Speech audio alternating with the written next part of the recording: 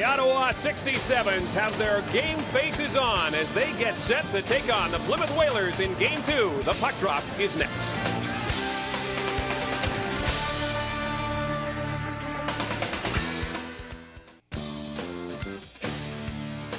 Sportsnet CHL Hockey is brought to you by Canadian Tire, still the right place. By Dodd, a proud sponsor of Major Junior Hockey. By Molson Canadian, it's a Canadian game. And by Sherwood, proud to serve the hockey world. We're in Plymouth, Michigan for Game 2 of the Ontario Hockey League Championship Series as we take a look at our starting goalies in the nets. Brought to you by Bauer. Bauer, leave an impression. Seamus Scott, starting goalie for the Ottawa 67's. He's been in this position before, and he's led his team all the way to the Memorial Cup, so we'll look for him to have a strong outing. And in the other end, Rob Zepp, strong, solid performer. We saw him earlier in the season at the All-Star game.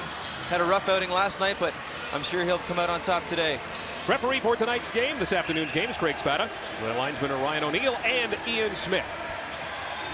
Zenon Konopka, Lance Galbraith, and Miguel DeLille will start up front.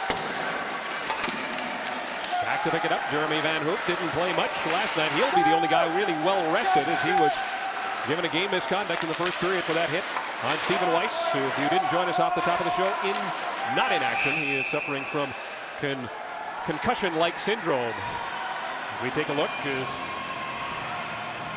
a little pushing and shoving in front of the Plymouth bench, and this is a carryover from last night. Certainly, as we take a look at our starting lineups, brought to you by Toyota Canada and its dealers. Well, you spoke of Jeremy Van Hoof. He will be well rested. He got kicked out of the game last night for hitting Weiss from behind, but he is a solid performer. He's a mammoth out there. On forward, Zenon Konopka is one of the other players that has had a solid game last night. He's solid at both ends, and we'll watch him be key on faceoffs. As you look at Brian Kilrea, the winningest coach in the Canadian Hockey League, 922 regular season wins, and he has 2 Memorial Cup championships under his belt. Won one in 1984, and then of course in 1999 in a game you saw right here on Sportsnet, an overtime victory against the Calgary Hitmen. He was a little heated last night after a couple of bad calls, and you could see his emotion on the bench, but he's usually a pretty calm man onto the bench. He has his troops all set to play, and I think he's very surprised that they've gotten this far in the OHL finals. In the absence of Stephen Weiss, it's going to be Damian Surma who moves up to the top line. He wears number 15, along with Weissman and Shurka. Sellers behind his own net, flips it around the board. Sozanov has it go by him. Oosterall is number 33 on defense, along with Cole Jarrett. Here's the captain, Joe Talbot, crosses the line, snaps a shot. Zepp, the first save of this hockey game. So important, this first 5 minutes of this game, to set the tone for both teams, as the Plymouth Whalers want to get their crowd back in it. Especially on the road, Kevin, you're absolutely right. This team is tough at home, and Ottawa needs to do a good job in the first 5 minutes. This Plymouth Whaler team lost only 8 games at home during the regular season. The number 4 ranked team in the Canadian Hockey League. They jumped out to a 2-0 lead last night on 2 power play goals. Kaiser with a shot. Now that one didn't miss by much. Sozanov looks for an open wing as the 67's make changes. This Plymouth team, you look, they'll have a lot of speed coming through the neutral zone. They get a lot of pressure on this Ottawa 67 defense. Chapman wings it out. Stewart watching him. Kaiser gives him a bump right in front of the 67's bench. And the hitting continues as it's backed in by Preston Mystic. Trevisani being watched by Stewart. Albiani. Nice pass up for Chapman, trying to split the defense. Bouncing puck. Steered into the corner. Back come the Whalers. You talked about that speed. They've got to be able to take advantage, and I think so important, more important for this Plymouth Whalers team to get on the board first. Crowd here at the CompuWare Sports Arena, quiet so far. They were loud last night when this game started.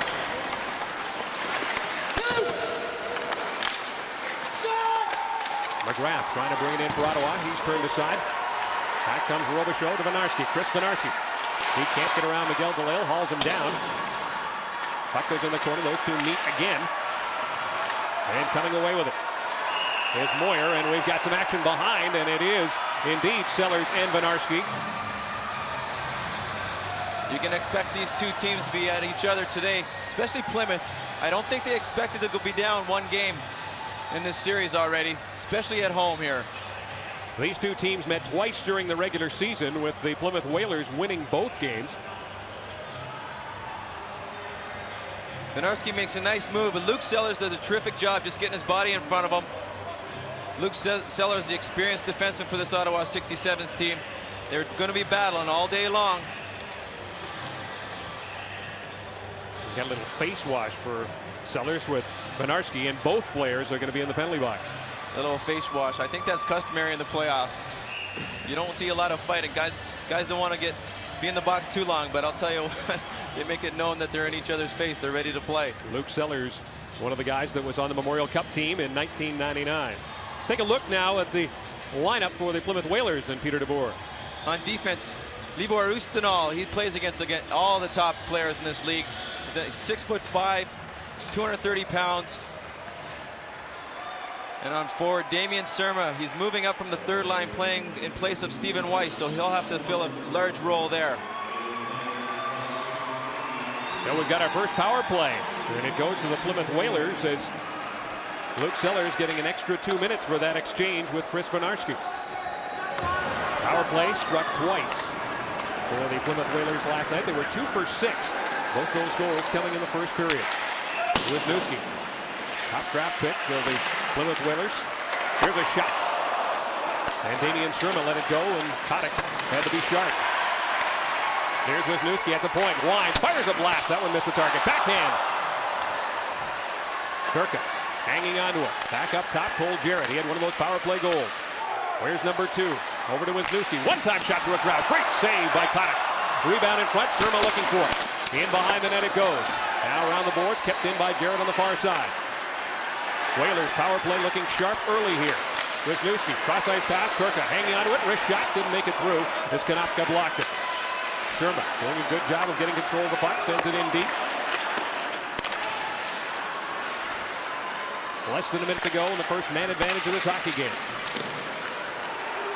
Here's a chance for Jonathan Zion to bring it out. Does that, gets to the line. Looking for Konopka, that was broken up. And here come the Whalers back. It's Britstone. And in front, and he tried to set up Chad LaRose. Britstone with a big hit in the corner. The 67's get possession, send it around the near side, and it goes by Cole Jarrett. 33 seconds to go in the man advantage. 17 power play goals in this playoff for the Plymouth Whalers. Here's Preston Mitzig, trying to get around Brendan Bell. Mitzig in behind the net, sends it back up top. Usternoff over to Thompson. Thompson, wrist shot, that one missed the target. 14 seconds to go in the man advantage as Joe Talbot will get it out and down the ice. Oh, a dangerous chance there for Lance Galbraith, shorthanded, as Rob Zepp got a little careless with the puck. Penalty is over. And the team's at even strength. Thompson will just shoot it in. Shots on goal even to this point. We've almost played 5 minutes, and there's just one shot each registered. Plymouth team only had one shot on that power play. The Ottawa 67 did a fine job. Jonathan Zion did a nice job getting up ice, but what he did really nice was he back-checked and stopped the opportunity for a shot on net, which was just like 67's coach Kilray needs from Zion. He needs to step up and lead this defense for the Ottawa 67's. Jonathan Zion, 20 points so far in the postseason. He had 2 assists in the game last night. 14:30 to go here in the first period. No score between the Whalers and the 67's. This is game 2 of the Ontario Hockey League Championship. Jonathan Zion, like I said, he was the leader on this defensive team. He was also in the All-Star game in Montreal earlier this year. Toronto Maple Leaf draft pick. He leads this team defensively, offensively. He's quarterback on the power play. You'll see him a lot today. 4th round pick of the Maple Leafs, went 110th overall in 1999. And another one of those guys that was on the Memorial Cup winning team in 1999. They have a lot of guys with a lot of experience, especially from that Memorial Cup team. And we saw it yesterday. They pulled through. They were down early, but they did a terrific job coming back. We saw some of the shots of the Ottawa 67's. We'll talk more about that game face that we're talking about. These guys have that. It's not eye black because it's so bright here. There is a purpose to all those stripes underneath their eyes. In fact, even the owner, Jeff Hunt, has got the war paint on. We have played almost 6 minutes of this first period, and still just 2 shots total. Chad Wiseman. As Kotick couldn't get it out. Lance Galbraith will try his luck. Circuit trying to keep it in, and finally Galbraith will get it down the ice.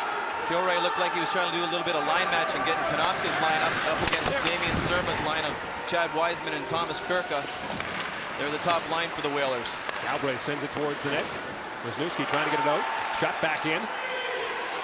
Brendan Bell let it go, but here come the Whalers, 3 of them. Wiseman in around behind the net. Chad Wiseman still has it, centers it out in front. Lance Galbraith is there, and he'll use the glass to get it out. And that's going to be icing against the 67's. No score here in Plymouth, Michigan. You're watching CHL Hockey on Sportsnet.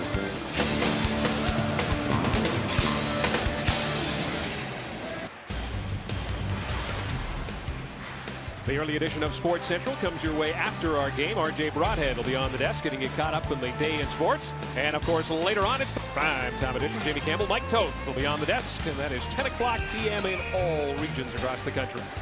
Kevin Quinn here in Plymouth, Michigan, working alongside John Druce as we're in Game 2 of the Ontario Hockey League Championship Series. Plymouth Whalers and the Ottawa 67's, no score with 13-16 to go here in the first period. Goalies have not been busy.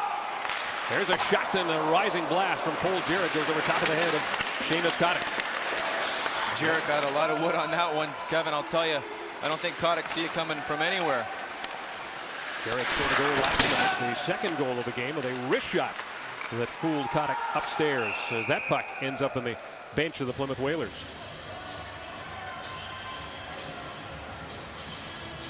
Cole Jarrett did a nice job last night with a wrist shot from the blue line. Number 21, Rodney Bauman, did a nice job getting out on the puck there, but he just didn't quite get there as Jarrett got his shot away. Jarrett's rated in the second round by Central Scouting. Looking forward to a nice June, hopefully, in the draft. Quarterbacks that power play has a brother, Patrick, who plays for the Mississauga Ice Dogs. He had 23 power play assists during the regular season. That ranked 10th in the Ontario Hockey League. Ustenal sends it around the boards. He is one big man, 6'5", 230 pounds. Here's Joe Talbot trying to work against him. Tough to do that. Sozanov has it now. Tim Sozanov trying to get back to the point. Chad Monroe stopped him, so he'll go the other way. Working against Bridgestone now. In the corner, Talbot trying to work it free. Ustenal has him all tied up. Talbot trying to fight through it. This is the spade work that goes on to try and create offensive chances. Talbot's going to be tired at the end of this shift, with Ustenal hanging all over him. In behind the net, Zepp trying to play it. Good pressure by the 67's as they've got Plymouth tied up in their own zone. Jarrett bringing it out slowly. That one was dumped behind the play, no call. Brendan Bell will go after it. Chad Monroe is watching him, gives it away to Chris Bernarski. Bernarski in behind the net, centers it out in front. Here's a chance, long shot. O'Keefe let it go, but Kotick made the save. Andre Robichaud now trying to get it up quickly as the 67's make changes. Albiani, Savage, and Chapman up front for the 67's. Brian Rodney and Trevisani are on the blue line. Chapman bringing it in. He is turned away. And Rob McBride has it now for the Whalers. Pride gets it up to Stewart. Impressed with Carl Stewart in his game last night. He comes to play with a lot of energy. Number 6 for Plymouth. Preston Mitzig with Rob McBride. McBride. He worked over by Albiani. Mitzig centers it out in front, looking for Stewart, but Seamus Kotick cut that one off, and he's going to hang on to it. Well, This Plymouth team has come out very strong in the first period. Ottawa's only had one sustained shift of pressure down the other end. Stewart is one of the reasons why. Little tenacious forward. He's a real speedster on this team. He really creates a lot of energy for the Plymouth Whalers with his speed and his tenacity. Peter DeBoer said he compares him to a Chris Draper type player from the Detroit Red Wings. 5'9", 180 pounds, and he plays with a lot of jump. You talked about his speed. He's considered the fastest skater on this Plymouth Whaler team. Well, I watched him last night, and I was looking because they are known as a fast skating team, and he was one player that did stand out. He's short, though. He's got those little short, choppy strides. Maybe it's because he looks like he's skating so fast because he's having to work so hard. Shots on goal just 2-1 in favor of Plymouth. And we've almost reached the halfway point of this first period. Plymouth has had the only man advantage. Konopka sends it around the boards. Whalers with some pressure now. Winooski keeping it in. Bernarski being watched by Jonathan Zion. Trying to center it out in front. Instead, it's picked off by Miguel DeLille, and he'll get it out. Winooski with Nate Kaiser on the blue line. And Galbraith mixing it up with Kaiser.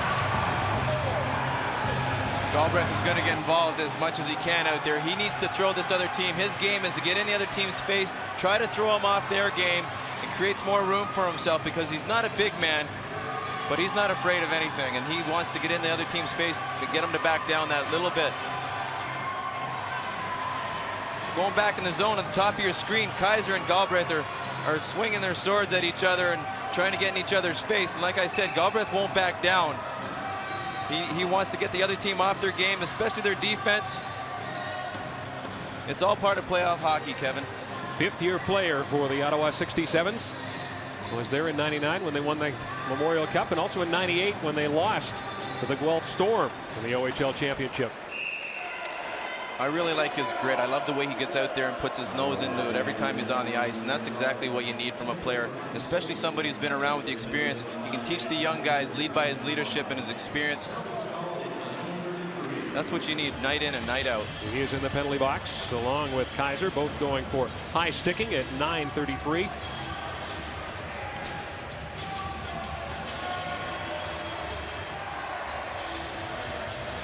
Plymouth Whalers,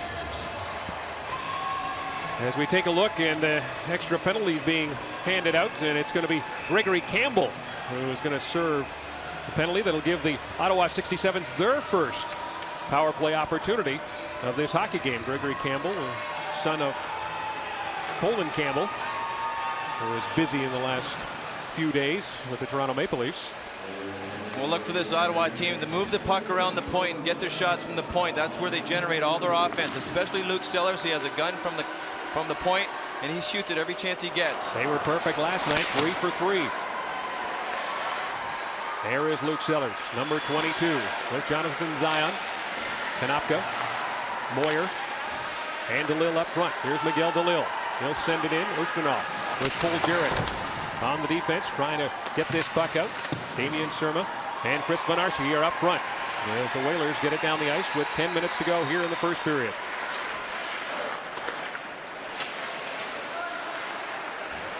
'25 playoff goals for the Ottawa 67's coming in. They've added to that total. They've got 28 in the postseason. Looking for another. That play is whistled down on the offside. Ottawa has had a long battle. Both these teams have had a long battle to get to the finals, and they had to work very hard. Defeating North Bay 4-0, outscoring the Centennials 15-6. In this other series, the Belleville series, Galbraith had a terrific series, scoring 9 goals. He really led this team. That's one of the reasons why I love watching this guy play. And against Toronto, they did a terrific job also, outscoring them 15-5. The majors, this Ottawa team was not expected to make it this far, and it basically surprised everybody, especially Brian Kilray when we asked him about it. He said, yeah, he was surprised about it. And they've done a terrific job to get here. That victory over Belleville. Belleville came in as the 9th-ranked team in the CHL. Just over a minute left in the power play opportunity for the 67's. Their first of this hockey game. Still no score. From the point. Bouncing puck. Sozanoff centering it out in front. Zepp will hang on to a bouncing puck and get the whistle. Now Plymouth, on the other hand, they were rated 4th overall in the Canadian Hockey League. They defeated Sarnia in 4 games, Wyndham 4 games, and they only lost 1 game to Erie. Erie had a top team. They also were expected to make it this far, but it was a tough matchup between the two teams. And obviously Plymouth came out on top, shutting down players like Brad Boyce. Erie Otters, the number 3 ranked team in the country, so that was a big matchup, and I thought a lot of people expected that one to go farther. Certainly the Erie Otters, we saw them against the Brampton Battalion, and they were outstanding, especially Corey Pecker, who scored 3 shorthanded goals in that game. But they did do a terrific job. They had a solid team, so it's surprising, especially in the playoffs. Here's a giveaway. Surma with a shot, scores! Damian Surma on the giveaway has opened the scoring. The Plymouth Whalers, with a shorthanded goal, are on the board. We just talked about scoring shorthanded goals. Corey Pecker had 3 against Brampton earlier in the playoffs, and this is a huge goal for this Plymouth Whaler team. And Damian Surma being moved up from the 3rd line to replace Stephen Weiss. He's filled that role nicely. He had a goal last night on the power play, shorthanded one. Trevisani has the puck in the corner, but a deadly turnover cost him along the boards as Surma picked it up, threw it upstairs on Kotick. Sazonov just didn't get the right wood on it, threw it right up the middle. The last thing you want to do is throw that puck up the middle. And I think sometimes on the power play, teams tend to sit back a little bit instead of pour on the pressure. And when you're killing penalties, the penalty killers are going to be out there working hard, doing whatever they can to create opportunities, and they did it there. Damian Surma with a power play goal last night, has a shorthanded goal. He now has 6 for the postseason, and his team once again has taken the lead. They led 2-0 after 1 period last night. Still a power play opportunity for the Ottawa 67. 6 seconds left as Surma gets the goal, and the assist goes to Carl Stewart. Rob Zepp had a tough night last night, allowing 6 goals. Damian Surma, he's come up strong. I was really impressed with the way he played last night. The 67s bring it up along the boards, but the wingers chips it into the middle, and Surma gets his stick on it nicely, throws it upstairs on Kotick. That's not the start the Ottawa 67s needed tonight from themselves. Surma with 6 goals in the postseason, a guy that we talked about in the absence of Stephen Weiss, one of the top-ranked prospects for this June's NHL draft, out of the lineup. Concussion-like symptoms hit last night by Jeremy Van Hoof. So Damian Surma has been called on to replace that offense, and he gets a shorthanded goal. Power play is over. Teams at even strength. Back the other way. Here is Sean Scully with Moyer and McGrath. Moyer with a shot. That one blocked. Zepp sends it into the corner, right out in front now. Then McGrath couldn't get the shot away. Scully being watched by Andre Robichaud. McGrath taken by O'Keefe, trying to work it out in front. Then Rob McBride comes away for Plymouth. He'll flip it in, trying to get by Jeremy Van Hoof. That's not an easy thing to do. Gregory Campbell in the corner, trying to center it out in front. Preston Mitzi takes a hit to keep it in. McBride back up top. Oosternaal with a shot, blocked before it could get through. Gregory Campbell, Jonathan Zion collide in the corner. Campbell takes another hit from McGrath. Mitzi hits Zion as they battle for this puck. Then Campbell slammed to the ice as Moyer trying to get it out, can't do it. McBride has it, doesn't get the shot away, and then finally sends it towards the net. Zion will just relieve the pressure by getting it out. Unassisted goal by Damian Surma, shorthanded. It's 1-0. Shots on goal, just 3-2 in favor of the Whalers, and we've got 7 minutes and 13 seconds to go here in the first. Russ Moyer threw another one into the middle on that last shift, and they're creating scoring chances for the other team. Damian Surma has the only goal of this hockey game so far here in Plymouth. NHL playoffs roll on, and so does the hockey news. Join Darren Millard, Nick Kiprios, and Mike Brophy tomorrow at 5:30 Eastern, 3:30 in the Mountain, and 2:30 out on the left coast. Here in Plymouth, Michigan, 7:03 to go in the first period. The Plymouth Whalers, an unassisted shorthanded goal for Damian Surma. They have a 1-0 lead. Old Jarrett trying to get it out against Zion Konopka. Zenon Konopka, that is. And he's going to have to wait till Galbraith gets out. Back in their own zone. The Plymouth Whalers are the ones that have been taking it to the Ottawa 67's here in this first period. Konopka brings it in, but that quickly comes out. And John, you wonder about the fatigue factor, as we've got an elbowing call coming up, and it's going to be Lance Galbraith, who is probably the least popular of the Ottawa 67's here in Plymouth. This is not what the Ottawa 67's need early in this game. Having penalty problems hurt them last night. And Galbraith is no stranger to the penalty box. He's working hard to create something. Gets his elbow up the last second along the boards on the right-hand side of your screen. Plymouth Whalers have their second power play opportunity of this hockey game. 0 for 1. And 1 shot generated on that last power play. They've only got 3 so far on Seamus Kotick. One of them was a short-handed shot by Damien Surma that found the back of the net.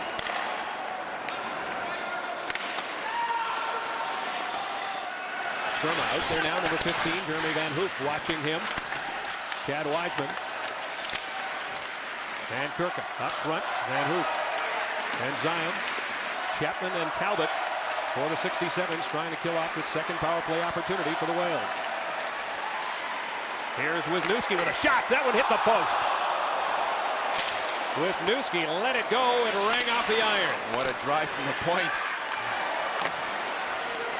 The Whalers with the pressure on.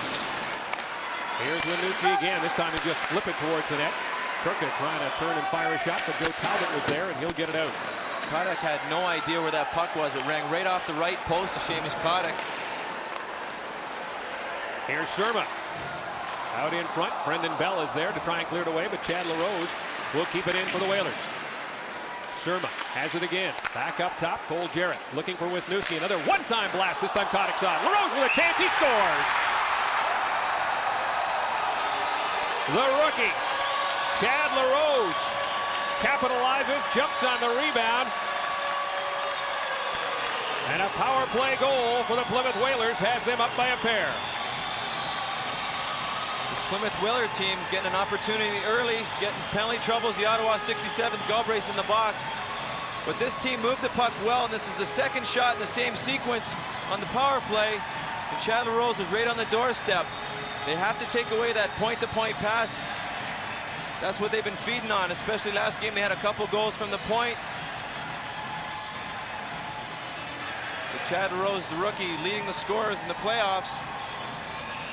It's an opportunity. I'll tell you what, I'm very impressed with the way this team is moving the puck and getting it to the net from the point. His 16th point of the postseason, as John mentioned, leads all rookies in that department. He had a goal and an assist in last night's loss, and now he has given his team a 2-0 lead.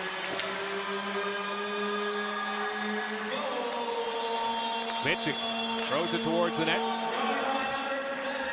Luke Sellers will get it out. Chapman.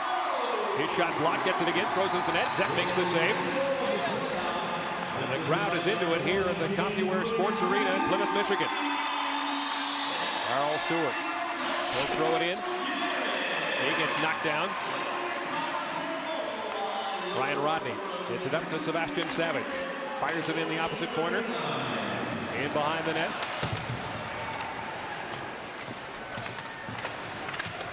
Wisniewski and Jarrett picking up the assists on the goal by Chad LaRose.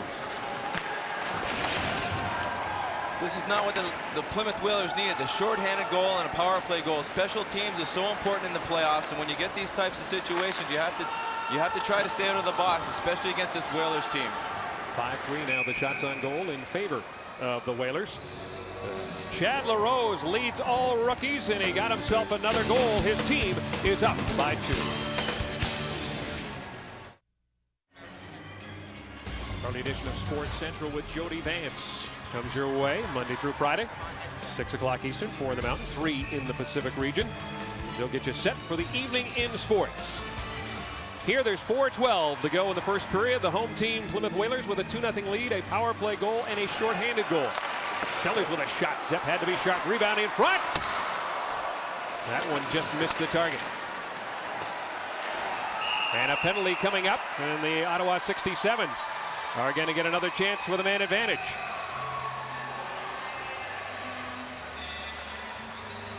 Well, this is a break the 67's need. They put the pressure on. Sean Scully made a nice move out front of the net. Behind the net, Players getting hauled down. There's an interference call on number 20, Wisniewski. This is where the 67s need to take advantage. The power play has been huge for them. 3 for 3 in last night's game. During the regular season, they were just 1 for 8 against the Whalers in their 2 losses. They were outstanding against the Toronto St. Michael's Majors. They were 6 for 18 with a man advantage in the Eastern Conference Final. Here, there's 3 minutes and 50 seconds to go in the first period. Second power play opportunity for Ottawa. Joe Talbot, the captain, gets it over to Jonathan Zion.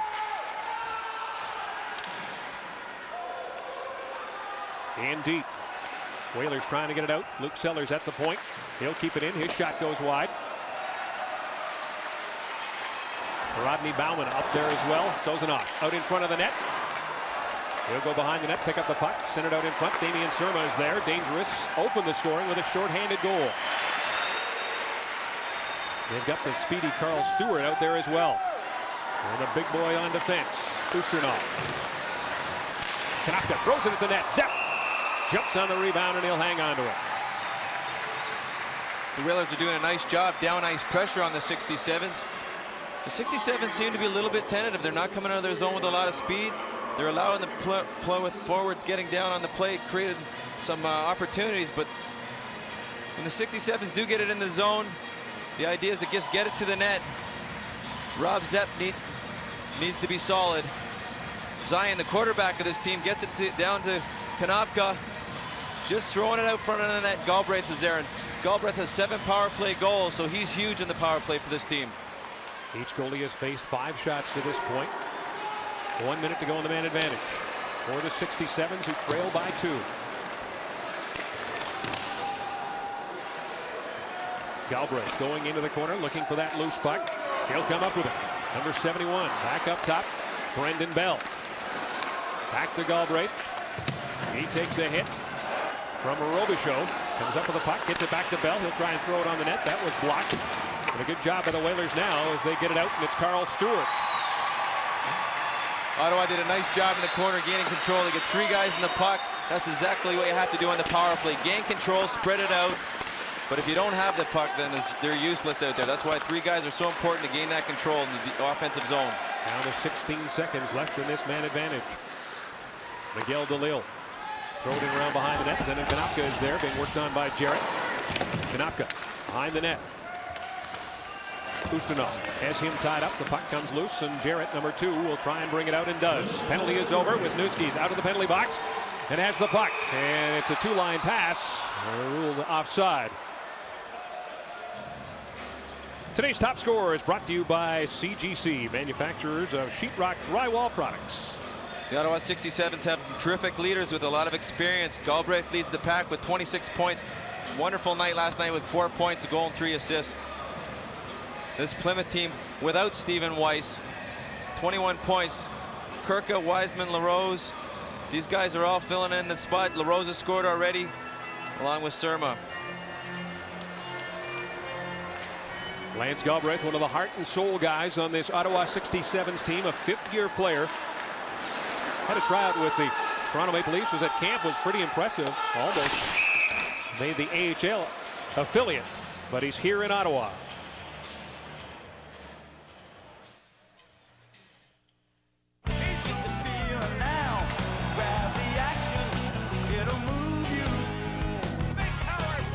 If there are 2 things we're famous for, it's hockey and the best parties in Canada.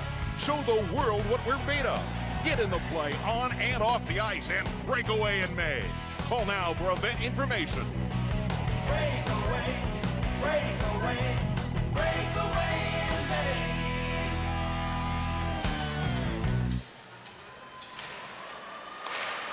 Looking forward to that, as Regina was the place that both these teams want to go. The 67s have a 1-0 lead in this series, but it's the Whalers who have a 2-0 lead here in the first period with 1:32 to go. Robichaud back behind his own net. Here's Damien Surma. Ryan O'Keefe, who played with the Barrie Colts last year but did not play in the postseason. Did not get to play in the Memorial Cup as he was suspended. Turka moving in with Wiseman now. Wiseman still has it, throws it across in a high pass, and Turka couldn't bat that one out of the air. Has the puck now. Turka circling, trying to get some space. Throws it down low, and Albiani picks it off and gets it out. Less than a minute to go in the first period. Nice play there by Wiseman, trying to flip the puck over Van Hoof as he was sliding across the ice. Unfortunately, the other player doesn't have a lacrosse stick in his hand to knock it down. Here's Wiseman again. We've got Rob McBride this time, and Preston Mitzi, and the puck comes right out in front, and Seamus Kotick is there. And he'll hang on with McBride and Mitzi right on the doorstep. Coming up in our first intermission, we'll have a chance to talk to one of the stars of the Plymouth Whalers. That is Chris Minarski, who's a draft pick of the Toronto Maple Leafs. We'll also get a Sports Central update. And, of course, we'll get you up to date on what's happening in the CHL with our CHL Extra. And, of course, the ever-popular iTech Play of the Period. Here is a look at Chris Minarski. 2 assists last night.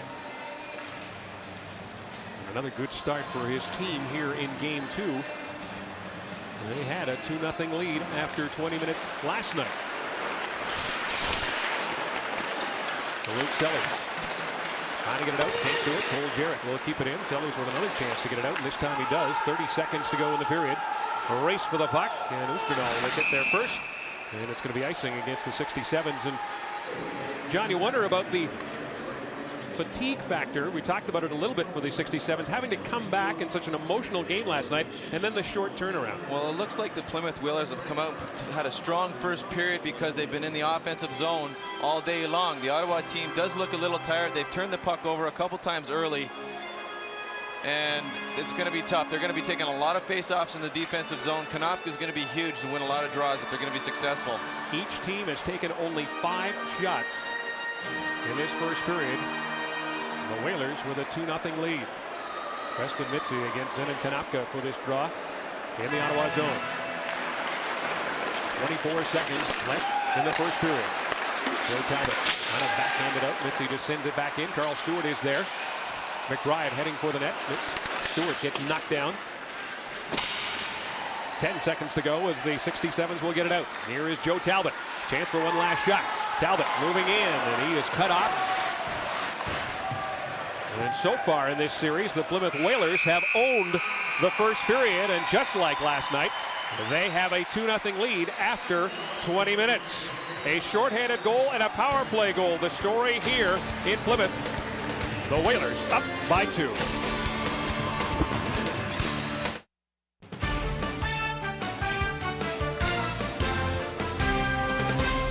Hi there, everyone. Welcome to the Sportsnet studios. I'm RJ Broadhead. Well, Plymouth really taking advantage of their opportunities in that first period. We will get you back to the second period shortly, but update you on some few things right now. And let's start with a Pat Quinn saga. Now, Quinn made a statement regarding an incident that happened Friday at the NHL offices when Toronto Sun photographer Stan Behal was grabbed by the neck and shoved by Quinn.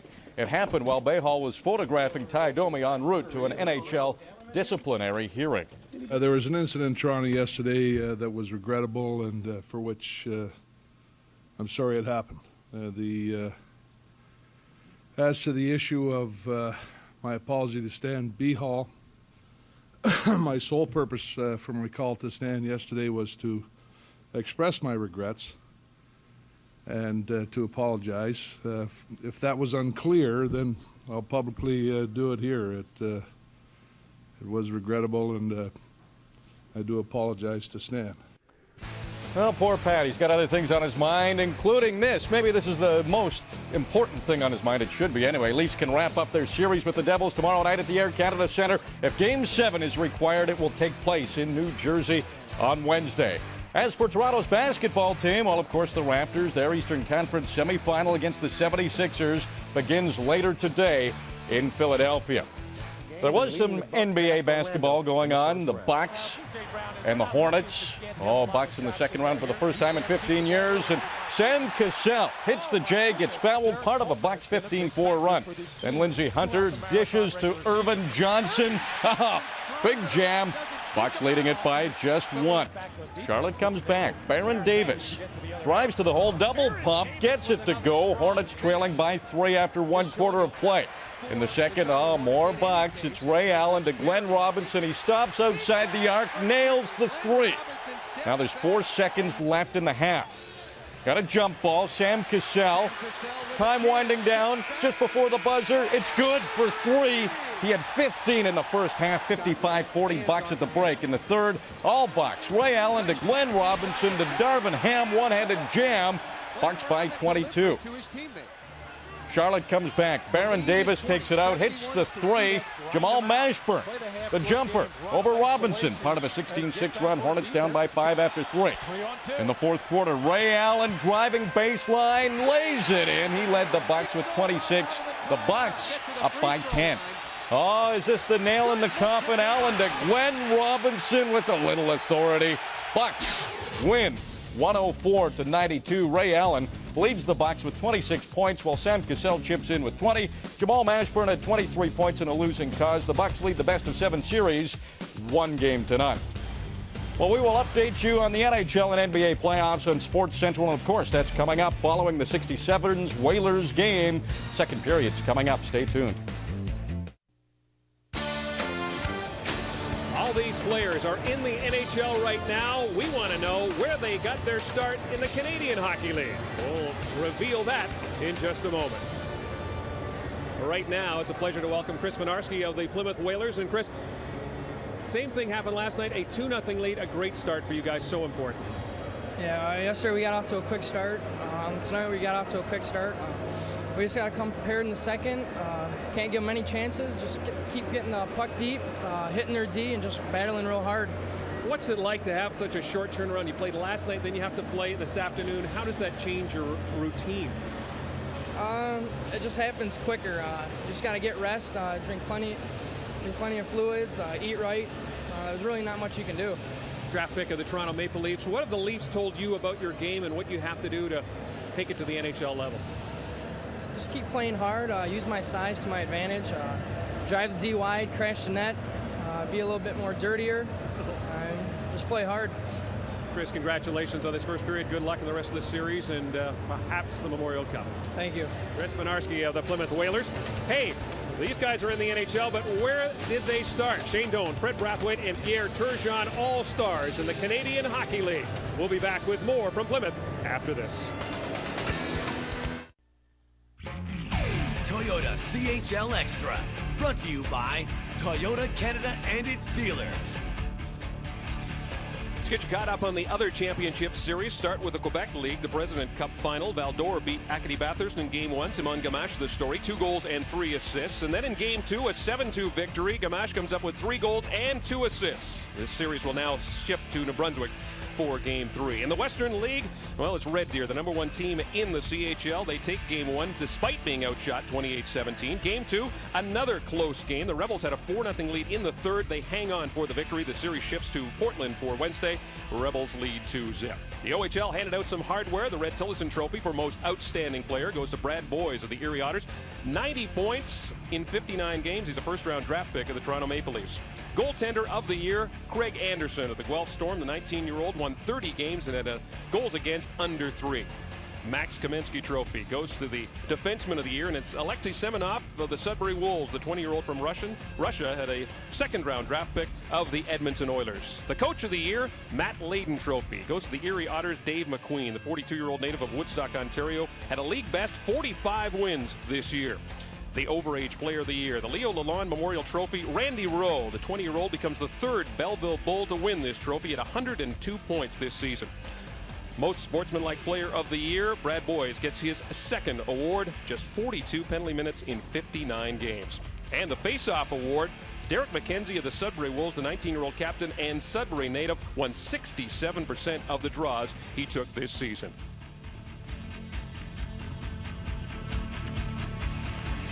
The rookie, Chad LaRose, a power play goal has given the Whalers a 2-0 lead as we get set for the second period.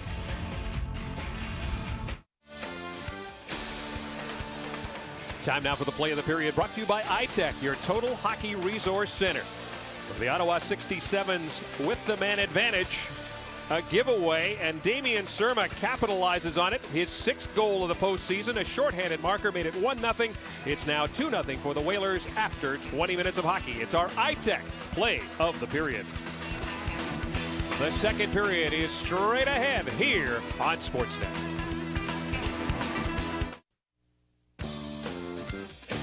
Sportsnet CHL Hockey is presented in part by Canadian Tire, still the right place, and by Dodge, a proud sponsor of Major Junior Hockey.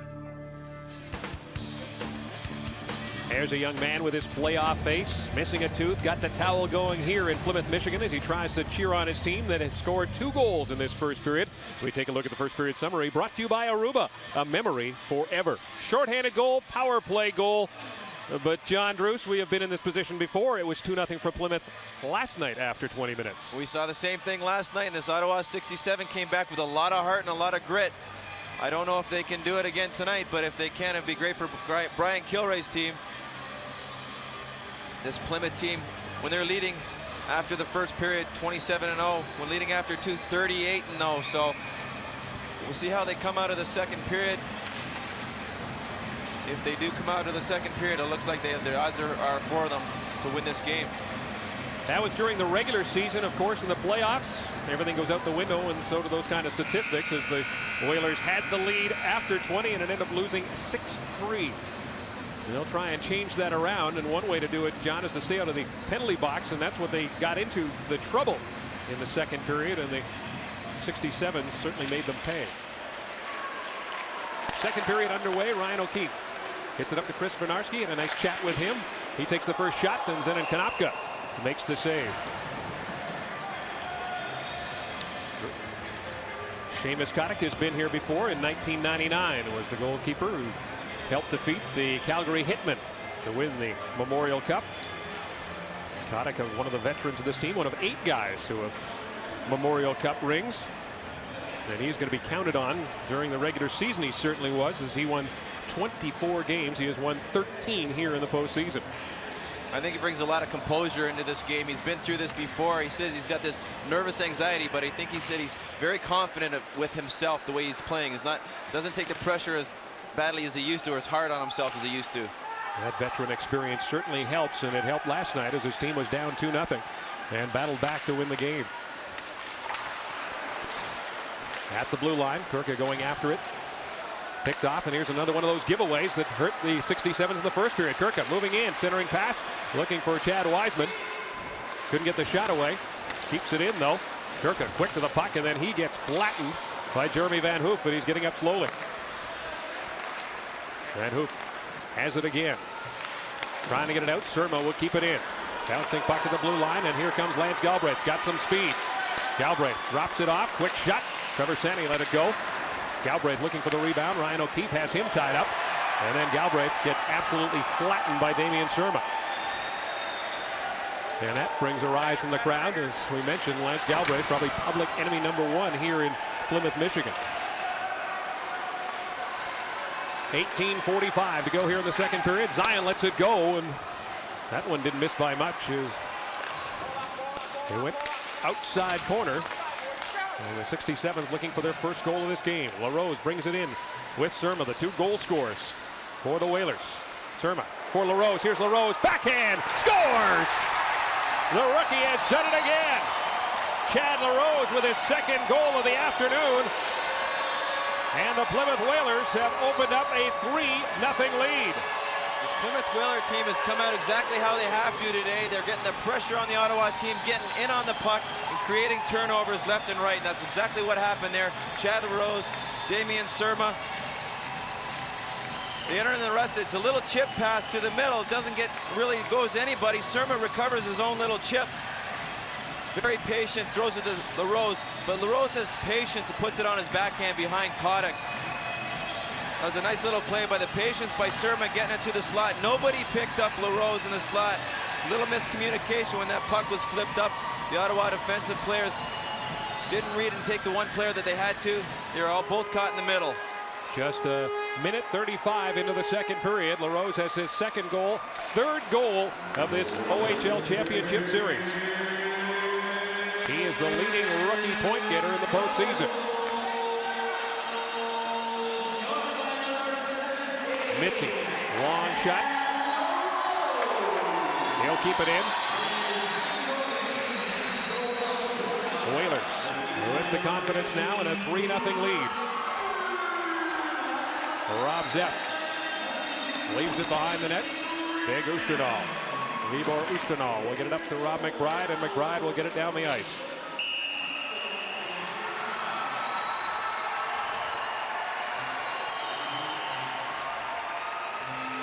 And a penalty coming up, and exactly what the 67's don't need is they're going to be shorthanded for the first time in this period.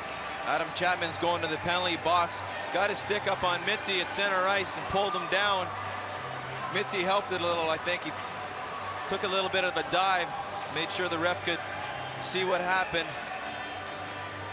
Skating back through the middle of the ice. Chapman just touches Mitzi and he goes down hard. He really didn't do much to pull him down on the hook. The third power play opportunity for the Plymouth Whalers in this hockey game, 1 for 2. And it was Chad LaRose who got the power play goal in that first period. Back the other way. Miguel DeLille shorthanded, long shot. That one missed the target. Kirka, Surma, and Wiseman up front. Winooski and Jarrett are on the blue line for the Whalers. Konopka and DeLille up front. Van Hoop and Zion on the blue line. Here is Surma. Sends it in around behind the net. Kirka gives it back to Damian Surma. Back up top. Winooski over to Cole Jarrett. Throws it on the net. That one missed the target. Whalers with control. Thomas Kirka. Back up top. Cole Jarrett. Winooski loves that one-time shot. Scores! Chad Wiseman was in front. May have got a piece of it. It's a power play goal for the Plymouth Whalers, who are now up 4-0. It's the same thing as we saw in the earlier goal that the Plymouth Whalers scored. DDD pass, get the puck to the net on the power play. That seems to be their bread and butter today. Wisniewski's getting that puck on net whenever he can. Works from one side of the ice, he spread out the penalty killers. D-to-D, they put it on net. They move it side to side so well. What it does is spreads their penalty killers right out. Wiseman was out front there and put a little stick on it, got a chip, tipped it between the legs of Seamus Kotick. 2 power play goals last night for the Plymouth Whalers. They have 2 power play goals this afternoon. They go on with an even strength goal and a shorthanded goal, and they have opened up a 4-0 lead.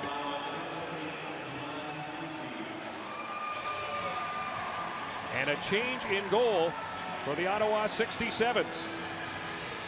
And the rookie, John Ceci, is going to get a little baptism by fire here as he is going to take over for Seamus Kotick.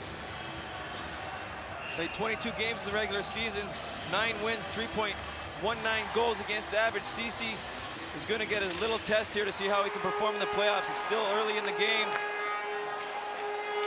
Brian Kilray trying to do something to get his troops turned around. Oosternal will send it the length of the ice. And as Luke Sellers touches it, that's going to be icing against the Whalers. It's got to be tough on Ceci coming into this game, especially in a Ontario Hockey League Finals game, where it's such an important game. Kotick has been their main man. You can tell that he's very disappointed. He's the guy that they look to carry this team. 4 goals early in this game on him. It's just not what he was looking for. He really needed to stand up big, help his team, give him a chance to win. It's got to be very disappointing for him. 5th round pick of the Boston Bruins in 1999. Kotick had 2 shutouts in the Eastern Conference Final against Toronto St. Michael's, but he is on the bench now. Wiseman gets the power play goal that chased him from the game. Wisniewski and Jarrett picking up the assists at 3:03 of the second period.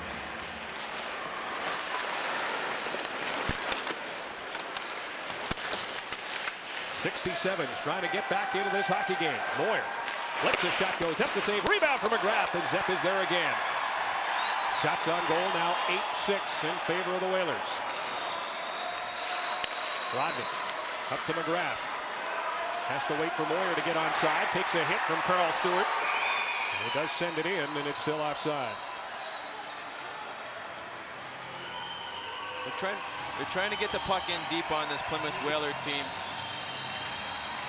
And they're trying to create a lot of offense from trying to take the body. Plymouth has come out very strong. They have a lot of energy. It looks like the Ottawa 67's have one man in. They don't have a good support when they do get the chance to get on the puck. Not gaining any control.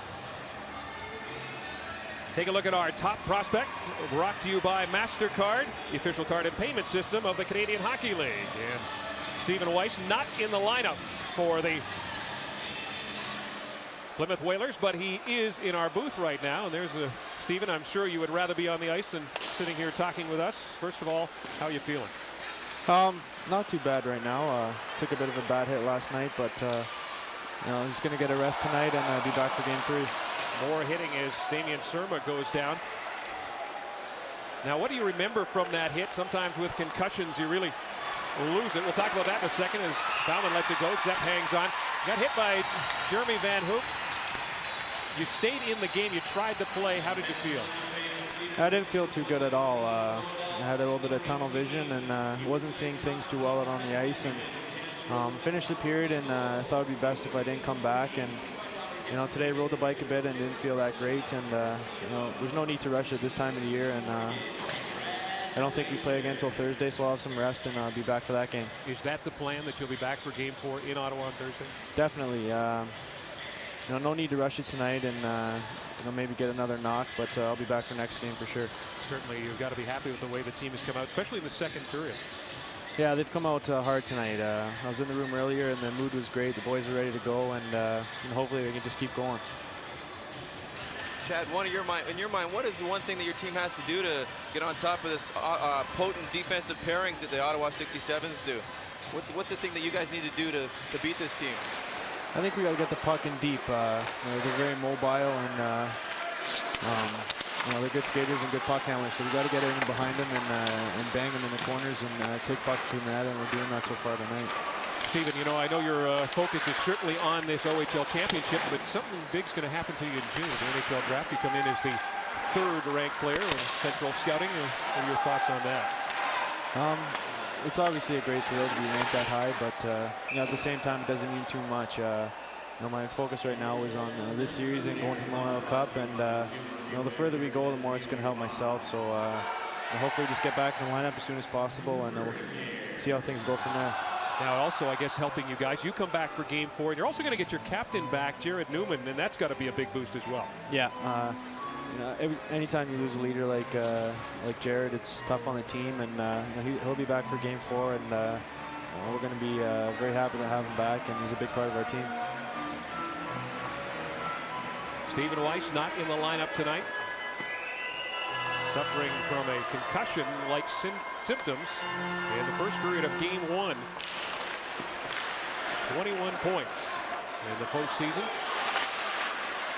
And certainly the sting of that eased by the fact that his team is up 4-0 with just over 15 minutes to go here in the second period. Chris Benarski hauls down Konopka. Kenan Konopka and Chris Benarski continue to battle for that puck along the boards.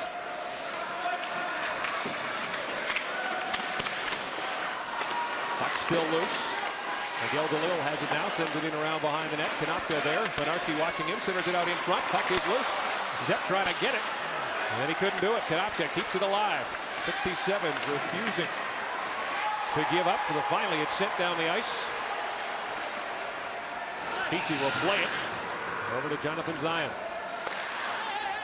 Well, Stephen, we wish you the best of luck. Certainly look forward for you to get back into the lineup in game 4, and we appreciate you joining us here. The best of luck. Okay, thank you very much. Stephen Weiss of the Plymouth Whalers has been our guest, and he hopes to get back in game 4. That is Thursday in Ottawa. Right now, there's just over 14 minutes to go. Here comes Miguel DeLille. He's got Galbraith with him. Centers it out in front. And Galbraith plows into Rob Zepp, and the net comes off the moorings, and And then the gathering. Galbraith going hard to the net. It's the Whalers who have a 4-0 lead here in the second period. You want all the latest in sports news? Then just log on to ctvsportsnet.ca. Sign up today and we'll get all the e-news you need. Essential email every morning delivered right to your computer. Time now to take a look at the OHL Plus Minus leaders, brought to you by Auto Pro Mechanical and Collision, the largest network of automotive professionals.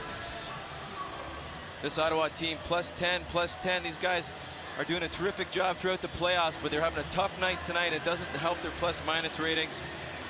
Also with the Plymouth team, they have a lot of offensive talent. They're doing a terrific job in the playoffs. And tonight they're showing it. They're putting the puck in the net. They're not having anything against. Last night they had a tough night.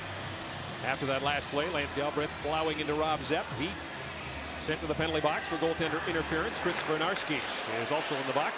He's got 2 minutes for slashing. So offsetting minor penalties. We will play 5-on-5. He's got 13 minutes, 47 seconds to go here in the second period, dominated by the Plymouth Whalers. They have 2 power play goals to go along with a shorthanded goal and an even strength goal and a 4-0 lead. 4th-ranked team in the CHL. And they have that speed, and they're showing it here. Look at Chad Wiseman moving in. Wiseman with a shot. Ceci the save.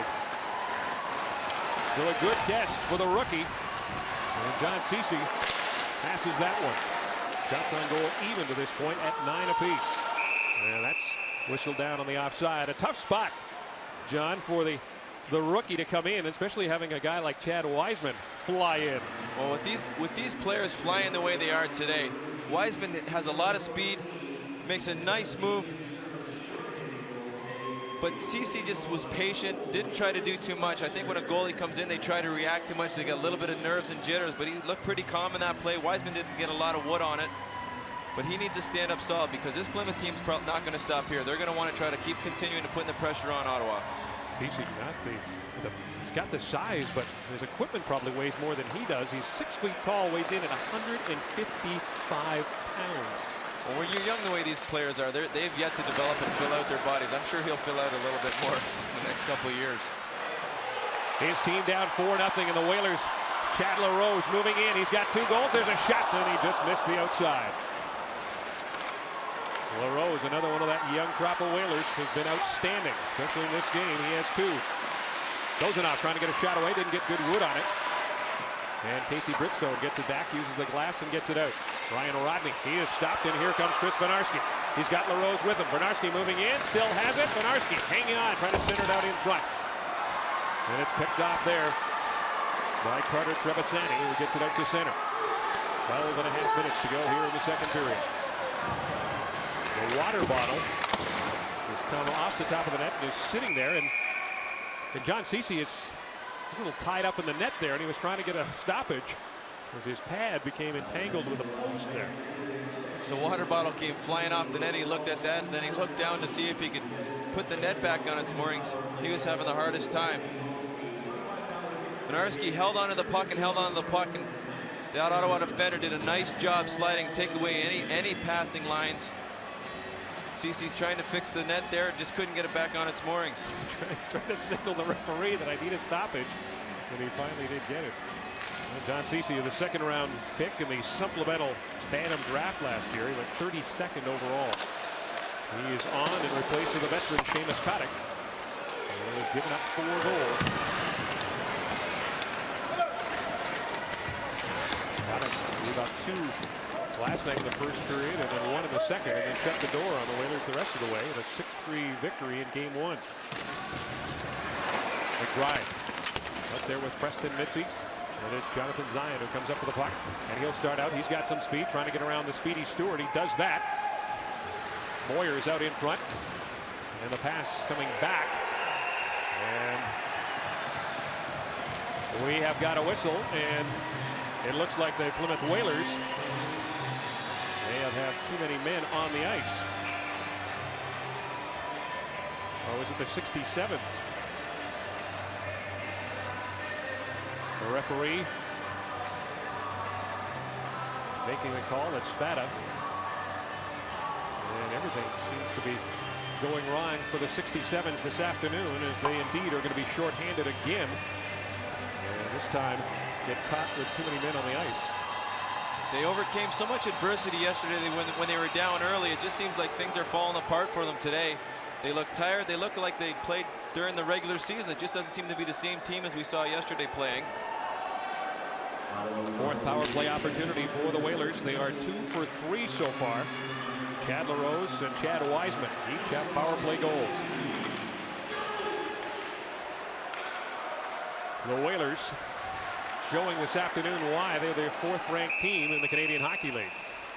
That play whistled down on the offside, but they showing the jump that everyone expected.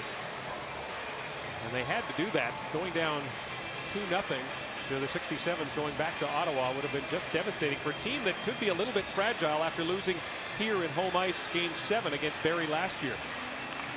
They don't want to give this team any advantage. It's very important that they win this game today, go into Ottawa, and take advantage of anything they can in Ottawa. And you heard an interview with Stephen Weiss. He expects to be back for game 4. And they'll also have their captain, Jared Newman, suspended in round 2 against the Windsor Spitfires for a hit on Steve Ott. Given an 8-game suspension. Wisniewski will bring it out. 1:20 to go in the man advantage. Here's Damien Surma. He has a goal.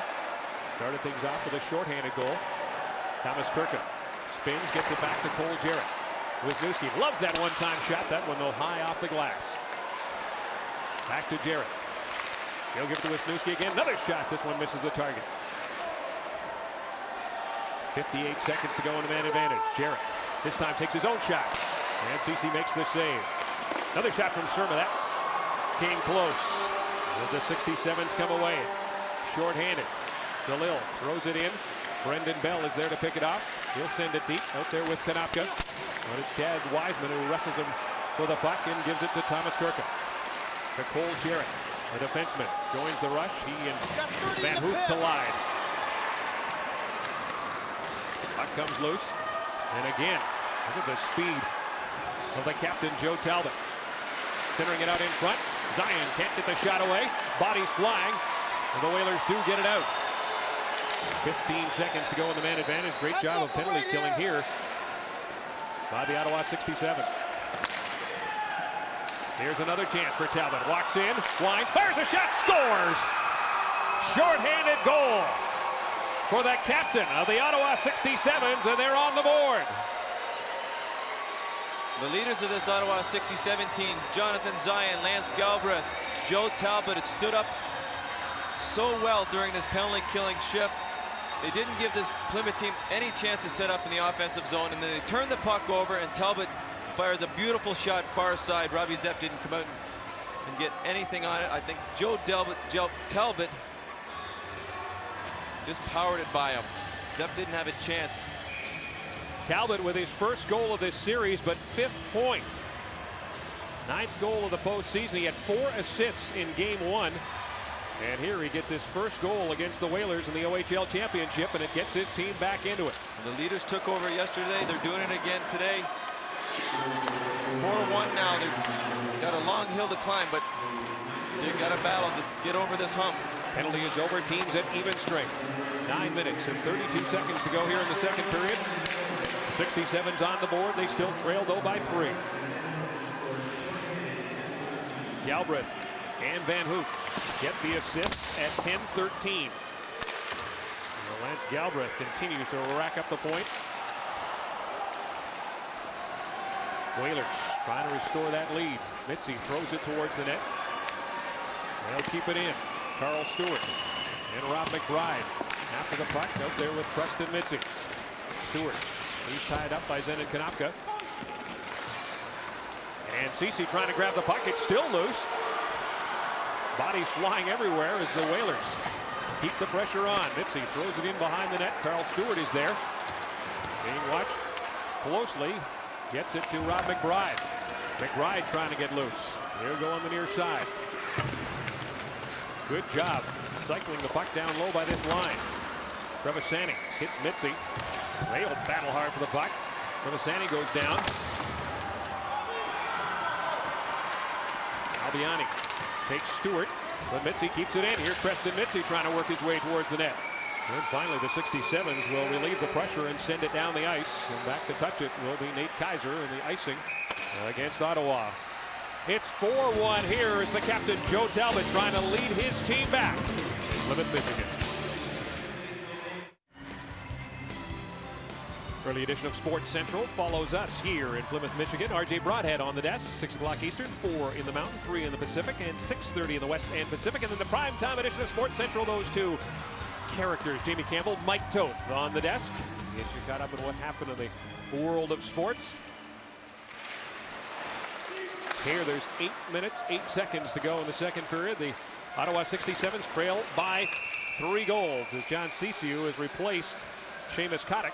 Will hang on to it. 7-5 shots on goal in this second period favor the home team Whalers. This Plymouth Whaler team had an outstanding season. They were so far apart when you compare them to the Ottawa 67's.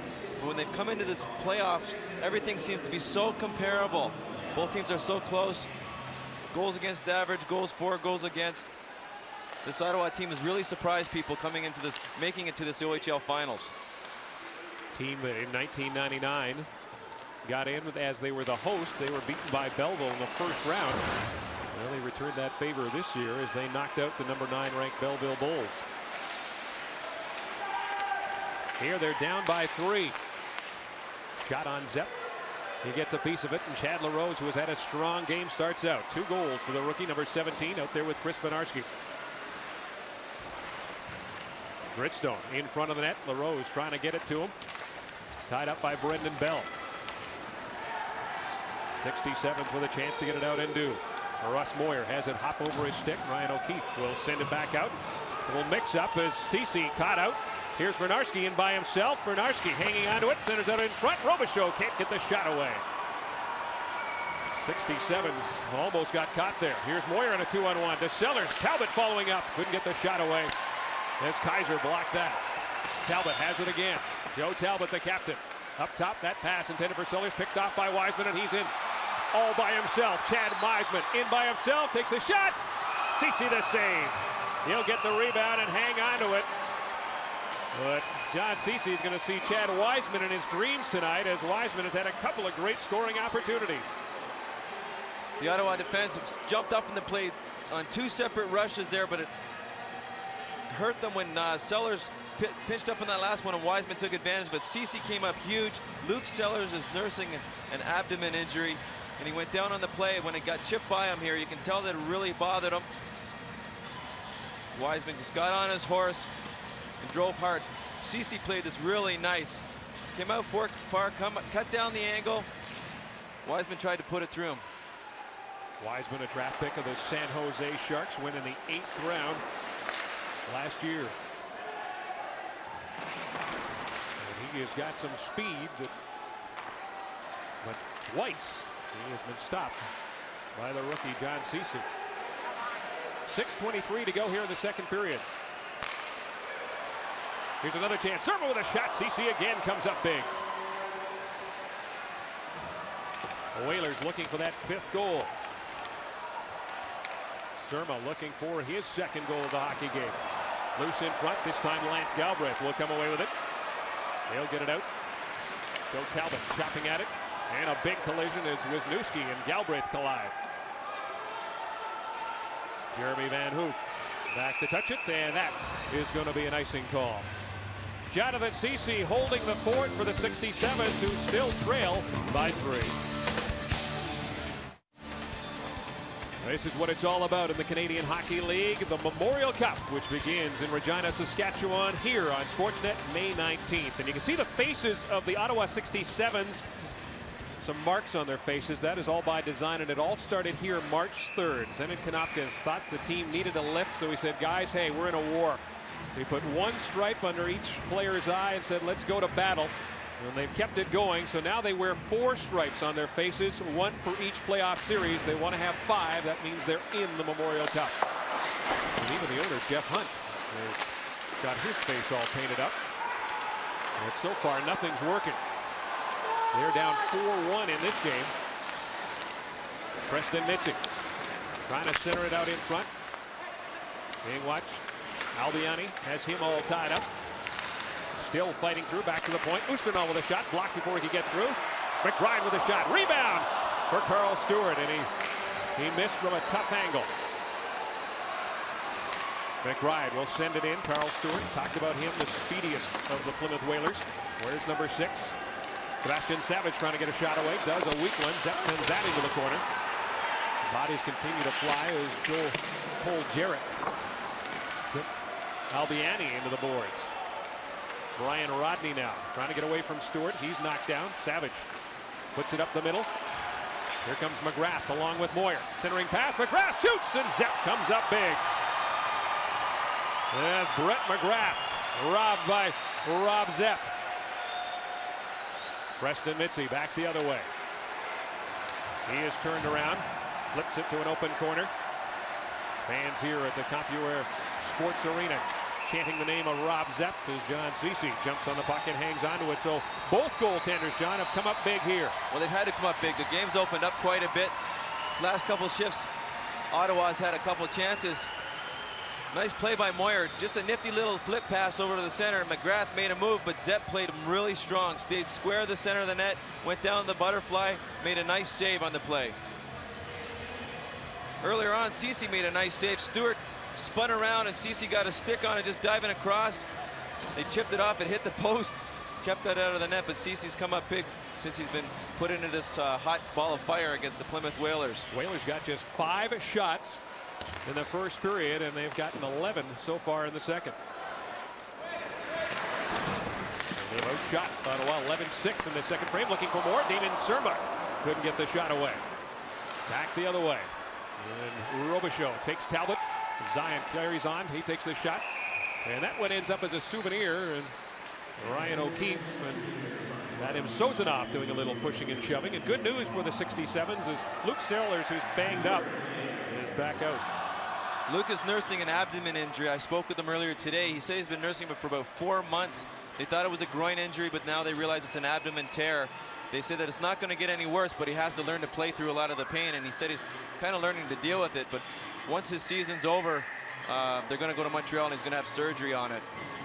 Saw him last night throw a hip check, and that might have really aggravated it. He was skating slowly after that, but did manage to score a goal, so it didn't hurt that much. Early on in the game last night, he looked fine. Then he did take that one hit, and then that earlier on in this game, he looked fine. And he went down on the one play, and I think once it gets irritated during the game, then that's when it really starts to bother him. These teams will have some rest as game 3 in the series is not until Thursday in Ottawa. They'll play back-to-back games in the nation's capital. Joe Talbot has the only goal. There's a kick in by Sozanov. The referee says it's good. Oh my, Vadim Sozanov. I thought that goal would be waved off. If this goal counts, I think the Ottawa 67's may have gotten away with a little bit of one. Sozanov definitely made a kicking action towards that puck. Greg Spada said it was a goal. Now, Ian Smith, Ryan O'Neill, the linesmen, are going to come over and confer. Talbot came up the boards, threw it to the net. Sozanov is battling out front. It may have been difficult for that referee to see Sozanov's foot action. Talbot comes up, circles, and you can see the battle out front. Sozanov's foot definitely makes that forward kicking motion, but referee Spada called it a goal. Well, you see, Vadim Sozanov didn't really celebrate. I think he thought it was going to be waved off, but instead, the lead has been cut in half as he gets his 6th goal of the postseason at 16:02. And the Ottawa 67's are right back in this hockey game. They definitely caught a break here. Cutting it down to 2 is huge. 4 minutes left in the second period. Going into the third, maybe get another one here. They can cut it down. Makes for an interesting game. Sozanov had 2 goals in last night's victory. 3 goals now in the championship series. Here's Joe Talbot. See what this does. Sozanov with another shot. Talbot hit the post. The players were celebrating. They thought it went in the net, but it was definitely off the post. Brendan Bell right out in front. And the 67's have them life now. 3 minutes, 32 seconds to go in the second period. They trail by 2.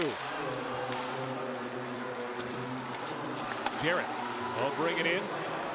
Kirka tries his luck. Thomas Kirka with a shot. Ceci hangs on to another save by Gregory Campbell.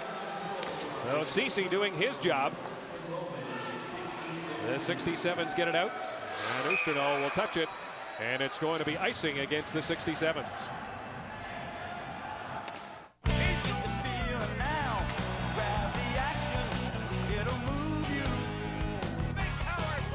If there are two things we're famous for, it's hockey and the best parties in Canada. Show the world what we're made of. Get in the play on and off the ice and break away in May. Call now for event information. Break away, break away, break away in May.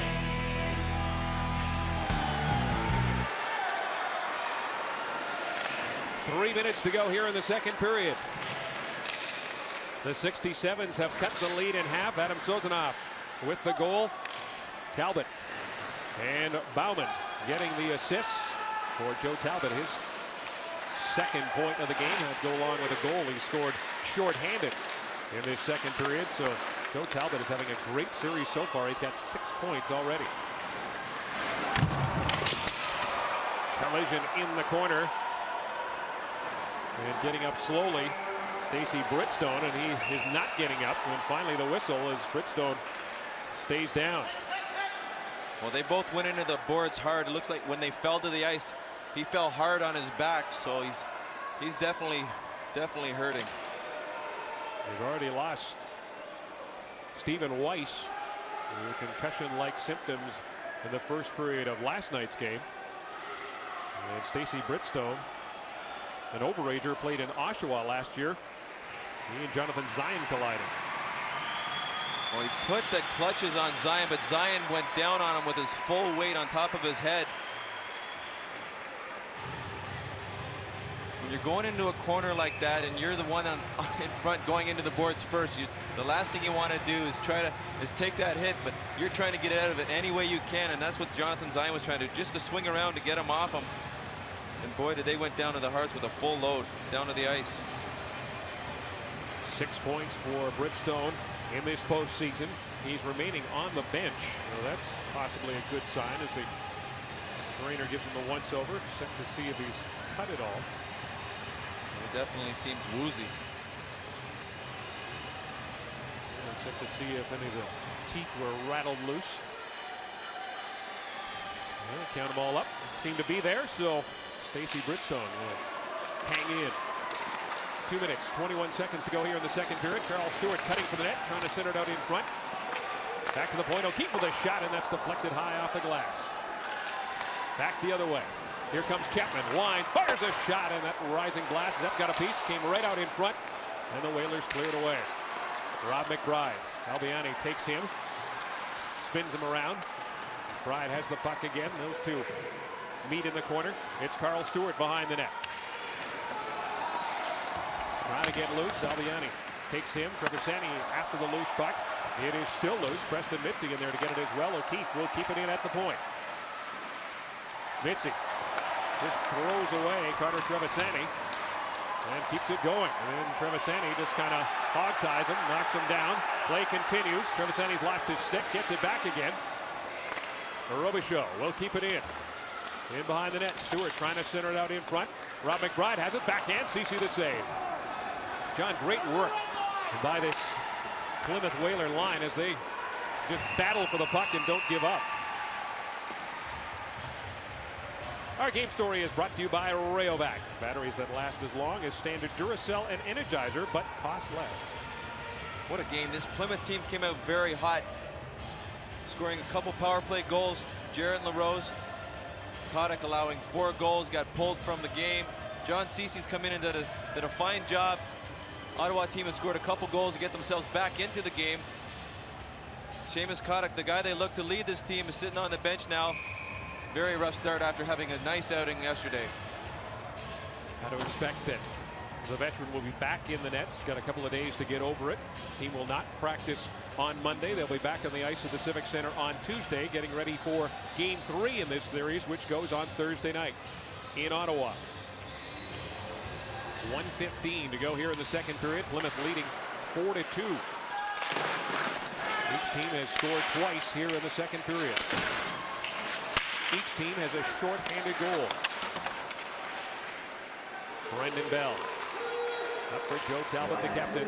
And that puck deflects into the 67's bench. And we've got less than a minute to go here in the second.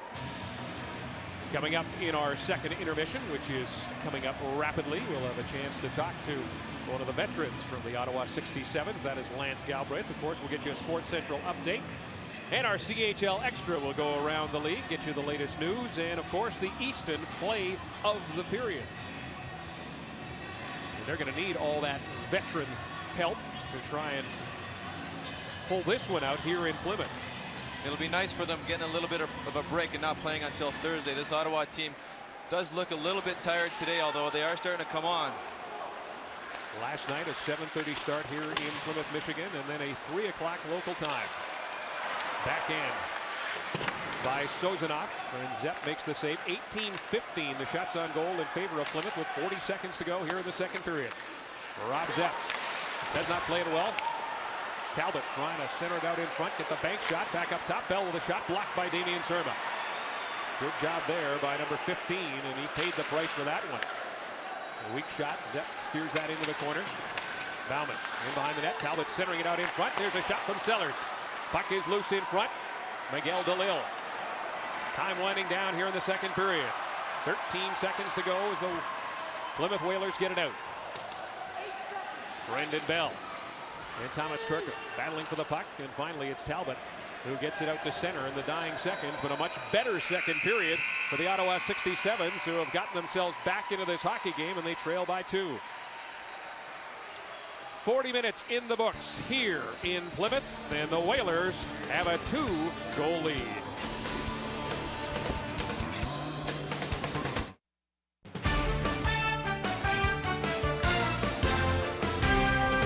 Hi there, welcome back to the Sports Central studios. I'm RJ Broadhead. We've got a great third period shaping up for you. We will get you back to Kevin Quinn and John Druce momentarily, but first there's lots else going on in the world of sports, and look who skated with the Leafs today.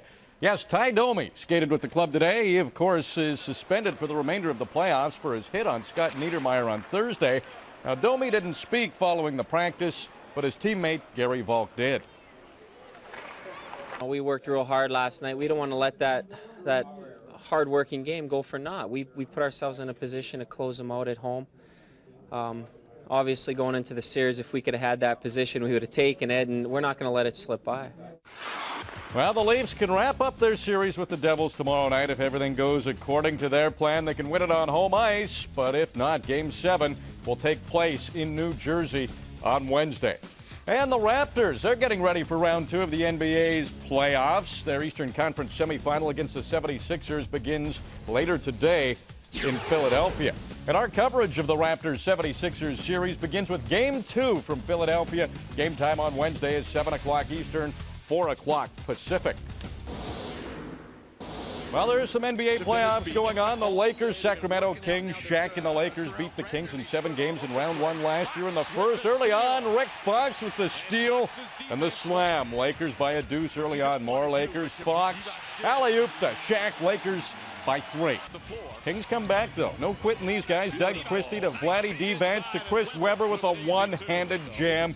Kings lead by 2 after 1. Chris Webber getting an injured toe worked on. That's nice to look at. And the second, Webber with a hook shot over Horace Grant. Webber had 17 points in the half. Lakers answer, though. Derek Fisher to Kobe Bryant. One-handed jam. LA down by 1 at the break. It's 73-73 in the third quarter, so the Kings giving the Lakers all they can handle in Game 1 of this series. Milwaukee down Charlotte 104-92. Milwaukee's bench contributed 43 points. Ray Allen led the Bucks with 26 points, while Sam Cassell chipped in with 20. Jamal Mashburn had 23 points in a losing cause. All but the Bucks lead the best-of-7 series, 1-0, winning in decisive fashion today. And, of course, coming up following the game, we will update the NHL NBA playoffs and Sports Central. And that is all coming up after the 67's Whalers game. And as I said, a great third period coming up, so be sure to stay tuned.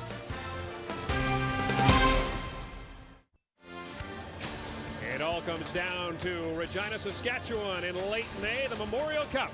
Our coverage begins on Sportsnet May 19th, and one of the guys that wants to be there to get another shot at a ring is Lance Galbraith, fifth-year player for the Ottawa 67's. You and I were talking just before we got on that perhaps with the short turnaround, you guys seemed a little bit fatigued. Yeah, we were a little tired there. It looked like to start the game, but as the game went on, it seems like we're getting our legs and we're coming together and playing as a team again. We've talked about this before. We talked about it off the top. The veterans on this team, you guys have been to the Memorial Cup. You know what it's like to battle. How much has that been a factor in this series so far? Well, we've been there. We know we went in the back door. We want to go in with an OHL Championship, and you know, like I said, we went in the back door, and we want to host that OHL Cup, and that's what we're playing for right now. What do you got to do in the third period to get yourselves back even and possibly get ahead? We got to stay disciplined. You know, I took some bad penalties, and just got to keep working, get the pucks deep, and just keep working, and hopefully the bounces go our way. Talk a little bit about John Druce coming into this game in a tough spot, and he has done his job. Oh, John Druce, I don't know if he's ever played this well, but he's been giving us a boost back there. It's good to see him get a shot, and hopefully we can get him a win here. Lance Galbraith, I see you're continuing to be a very popular man here in Plymouth, Michigan. Congratulations on the season so far, and good luck in the third period. Thanks a lot. Lance Galbraith, one of the veterans of the Ottawa 67. His team is down by 2 after 40 minutes. We'll be back with more from Plymouth. You're watching CHL Hockey on Sportsnet. Toyota CHL Extra, brought to you by Toyota Canada and its dealers. They are battling for the President's Cup in the Quebec League, and Val-d'Or has been the story. Simon Gomache with 2 goals and 3 assists in Game 1, and then in Game 2, a 7-2 victory. He had 3 goals and 2 assists. This series shifts to New Brunswick for Game 3 on Monday. Val-d'Or leading 2-0. In the Western Hockey League, much closer story. Red Deer wins Game 1 despite being outshot by Portland, 28-17, and then in Game 2 yesterday, the Rebels had a 4-0 lead after 40 minutes. They hang on for a 5-4 victory. Game 3 in this series shifts to Portland. All-star teams in the Ontario Hockey League, and all 3 Belleville Bulls. First time in 13 years that has happened. The 3 guys from the same team have been named the first-team All-Star forwards.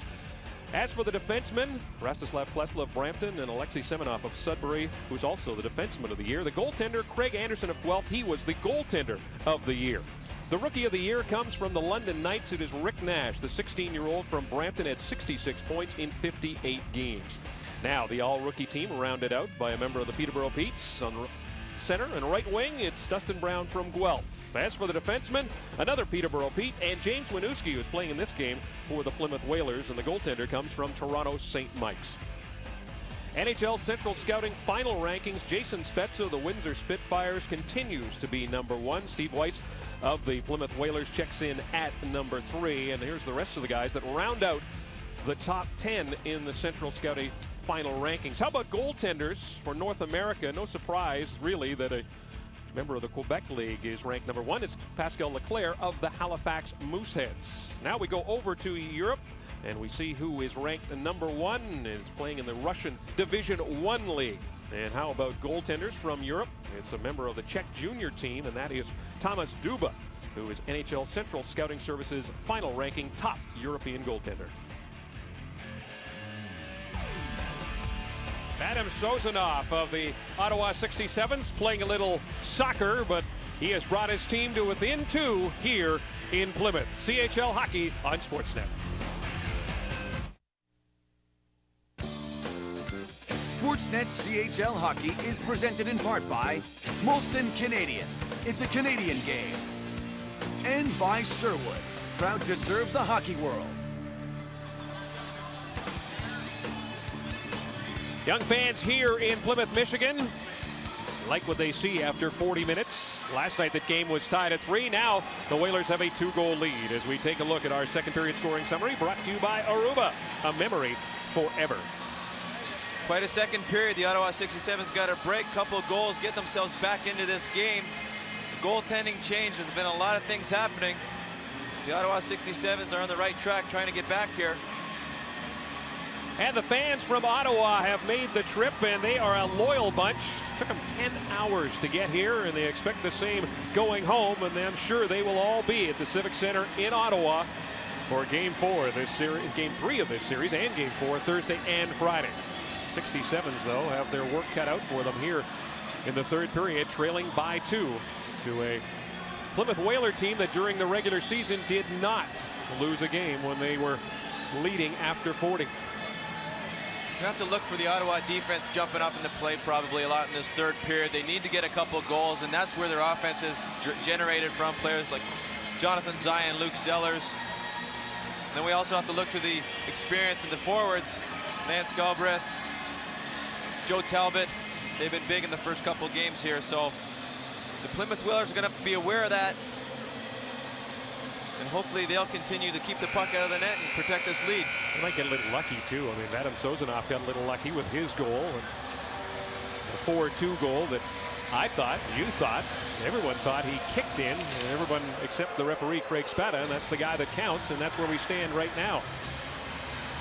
18-16 shots on goal through 40 minutes. Each of these teams had only registered 5 shots apiece through 20.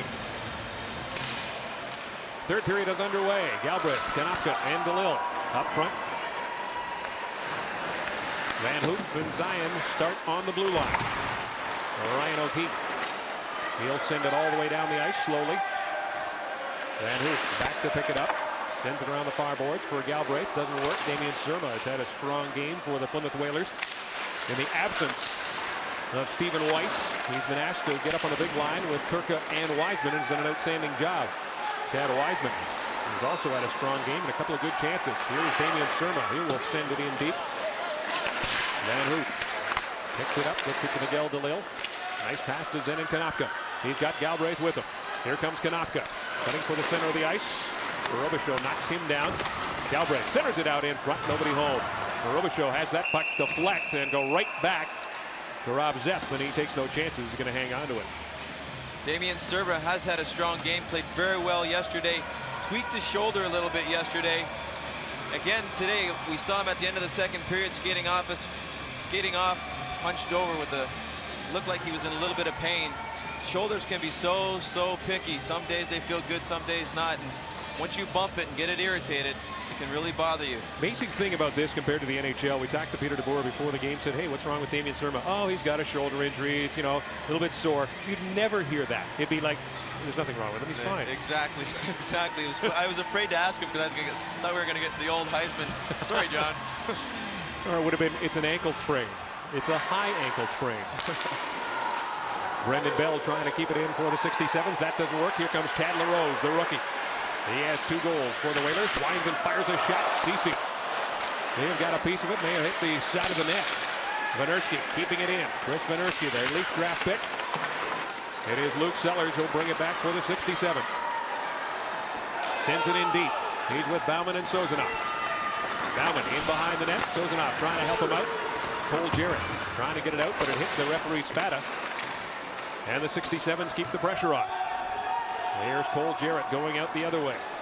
He has an assist, and the second goal by the Whalers scored by Chad LaRose on the power play. They have 2 power play goals to go along with a shorthanded goal and an even strength goal. The 67's have a shorthanded goal thanks to the captain Joe Talbot, and an even strength goal scored by the rookie Sozanoff. Liber Ustinov, big defenseman for the Plymouth Whalers, sends it out. The Atlanta draft pick. Took him in the second round, 42nd overall in the 2000 draft. Wanuski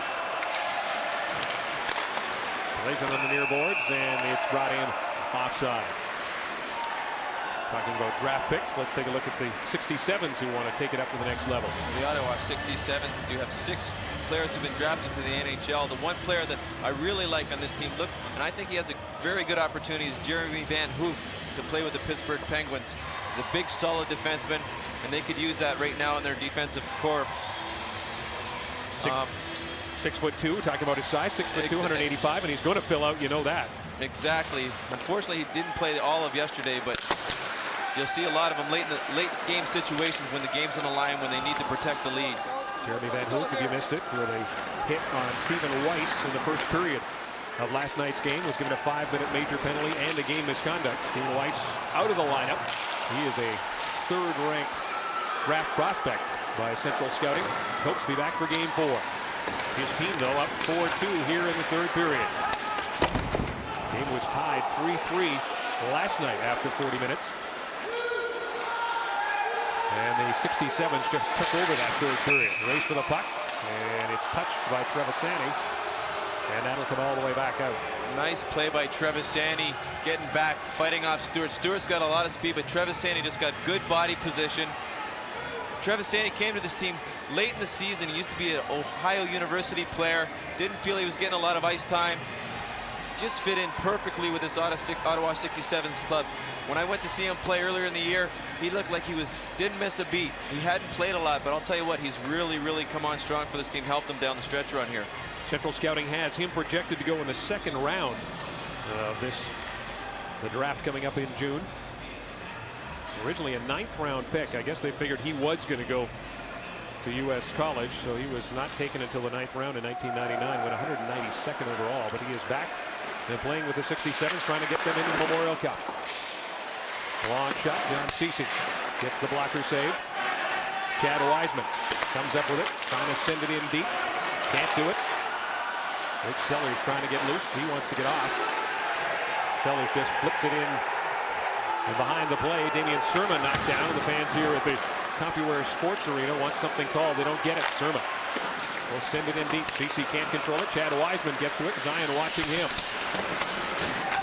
Around the far side, and it's Brian Rodney who will come out.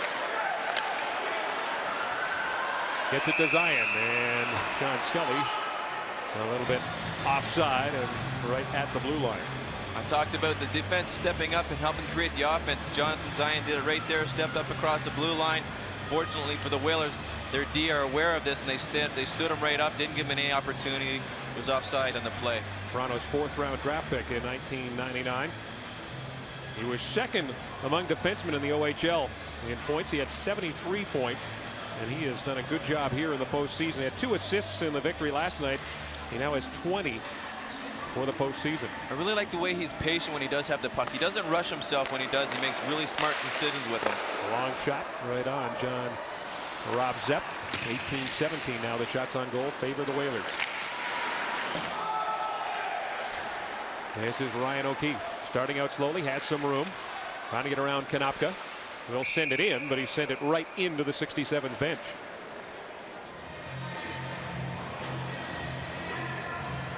Luke Sellers, you can tell he's not feeling very well. Every time he's got that little look in his face like he's in a little bit of pain. And unfortunately, he's one of the key players. He has to play it beyond the ice, but he's learning to play through it. You know, and he's not just a hockey player. He is also involved in a clothing line called Entity. They have a website, and they sell casual clothes to snowboarders and cool people like that. Well, I'm going to have to look into that. No, you're not cool enough to wear his clothes. Okay. Wiseman with a shot. That's blocked. Logged on the website, and they're just getting started, and it's something he may look to in the future as a shot comes in, and John Druce has to make the save. That was a nice save by Cece. Kirka got a lot of wood on that. Cece came across, came out on the play, square to the shot. Surma finds Kirka. Kirka doesn't hesitate one bit, gets it right on net as quick as he can. The one thing that Plymouth hasn't done with Cece is get a lot of traffic in front of him since he has come into the line, into the net today, and that could be one thing that could throw him off his game. With their being up 2 goals, maybe they don't feel they need to get that traffic and play a little more safe. Cece with 11 saves today, and he has faced all 11 shots since entering the game, and he has really held the fort and given his team a chance to get back in it. LaRose with a shot. That one didn't get through. Sozanoff gets it up for Talbot. He is stopped at the line, and it's offside as Bauman brings it in. Another one of the rookies on the 67 team, Rodney Bauman. He's a big physical player. He needs to create a little bit of room for Talbot and Sozanov. And if they get the puck deep and play down low in the offensive zone, he's one of the guys they look to take the man so Talbot and Sozanov can come in and control the puck. He is the biggest 67 on the roster, 6'2", 210 pounds, so he can help create that room. And the rookie was a 5th round pick for Brian Kilray. And there's another offside as Brendan Bell couldn't keep it in. Sazanov's had an outstanding weekend. Couple goals yesterday. Today he got lucky kicking that puck in. He's the only European on the team. Brian Kilray had to adjust to it when he did come to the team, but he says that he's fit in very well and done a fine job. He led all Ottawa rookies in points. He had 39. 21 of those 39 points were goals. He's a Toronto Maple Leaf draft pick, taken in the 6th round, 179th overall last June. From Kazakhstan. 15:32 to go here in the 3rd period. The 67's trail 4-2 in Game 2 of the Ontario Hockey League Championship Series. Kevin Quinn working alongside John Druce and the rest of the Sportsnet crew here in Plymouth, Michigan. Hope you're enjoying this as we head down the road to Regina, Saskatchewan at the end of May. Memorial Cup, always a great time, always a great tournament, and I'm sure the folks in Regina are going to put on a great show. We will be there. First game is May 19th. Konarski and Gregory Campbell working it down low, but here's Luke Sellers. Off the boards and out, up to the captain, Joe Talbot. Talbot, he'll flip it in. Wisniewski trying to watch him. Zepp can't clear it out. Now back the other way. Here comes Gregory Campbell with Chad LaRose. LaRose content just to flip it in. Ceci had a little bit of trouble, lost his balance, looking at his skate right now. Sozanoff trying to kick it forward. Can't do that. Bernarski brings it back in. He is turned aside by Brendan Bell. Bernarski will just shoot it in. And Ceci continues to look at that right skate. That's not what you need when you're a rookie in a 2nd game of an Ontario Hockey League Championship Series, to have something wrong with your equipment. Looks like Plymouth is very satisfied just to chip the puck into the offensive zone, make sure they have 3 guys back. Here we see John Ceci is going to the bench. Check out this problem. Lost an edge, and we'll get the trainer to get the stone on it. 14:21 to go here in the 3rd period. As we mentioned, Game 2, they'll resume this series in the nation's capital, and a chance for both teams to heal those bumps and bruises. But I guess with a guy like Luke Sellers, as we look at Mr. Chapman, Adam Chapman, maybe it doesn't matter. With that injury, as you said, that's not going to heal in a couple of days. But a guy certainly for Plymouth, Stephen Weiss, he expects to be back in the lineup, and then they're also going to have their captain, Jared Newman, back. You got to give them credit for playing so well. That just shows how much depth they really do have. Newman's been out of the lineup. Weiss is out of the lineup. Got to give them credit. Russ Moyer with a long shot. Step. Turns that aside, and it comes out to center. 67's trying to get within 1. Zepp will play it himself along the far boards for Rob McBride. McBride flips it past Moyer, and look at the speed of Carl Stewart as he gets there first. Trevisani trying to tie him up. Stewart trying to fight through it. Stewart doing a good job. Still has it.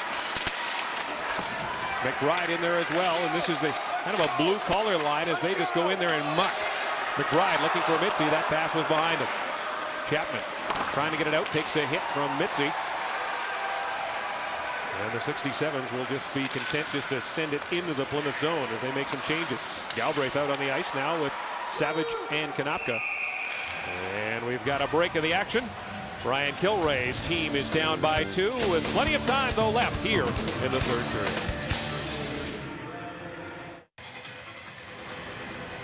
Tomorrow the Mavericks take on the Spurs as the All-Texas semifinal continues, and then we've got more action for you as the Charlotte Hornets take on the Milwaukee Bucks. And of course, how about those Toronto Raptors with their first ever playoff series win as they got by the New York Knicks in 5 games. Here there's 13 minutes, 15 seconds to go in the 3rd period. The Ottawa 67's trail by 2 to the Plymouth Whalers. In Game 2, here they look for more as Lance Galbraith sent that across the crease. We've got the feeling, John, that just 1 goal by the 67's and we're got ourselves a heck of a finish. And the problem is when you have a lead, 2-goal lead, they said it yesterday, the 2-goal lead is the toughest lead in hockey to protect. And with this Ottawa team putting pressure on, And Plymouth sitting back just a little bit, trying to be confident with just one guy going into forecheck. It gives the Ottawa team a little bit more room to create something offensively, and right there you saw it, they had a good chance to come out and get a scoring chance. Had a chance to talk to Zenon Konopka before the game, and you take a look at the shots, and that second period was a shooting gallery. Each team coming up with a couple of goals. Talked to Konopka about the fact that they were down by 2 after the first period last night, and they just didn't panic.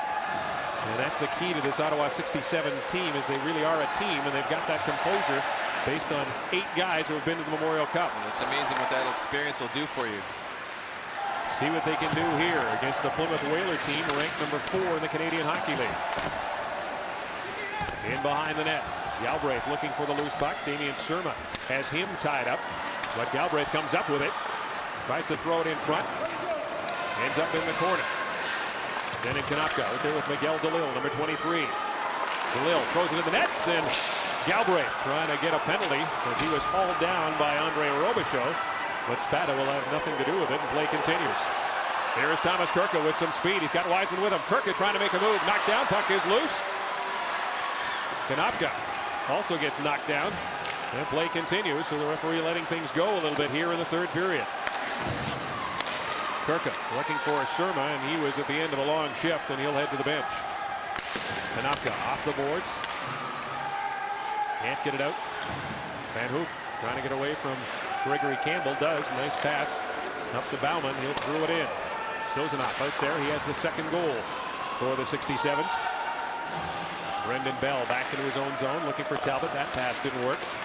Sozanoff throws it to an open wing. And Bauman is there, chops at it. Talbot out in front, bouncing puck. And the hitting continues on both sides.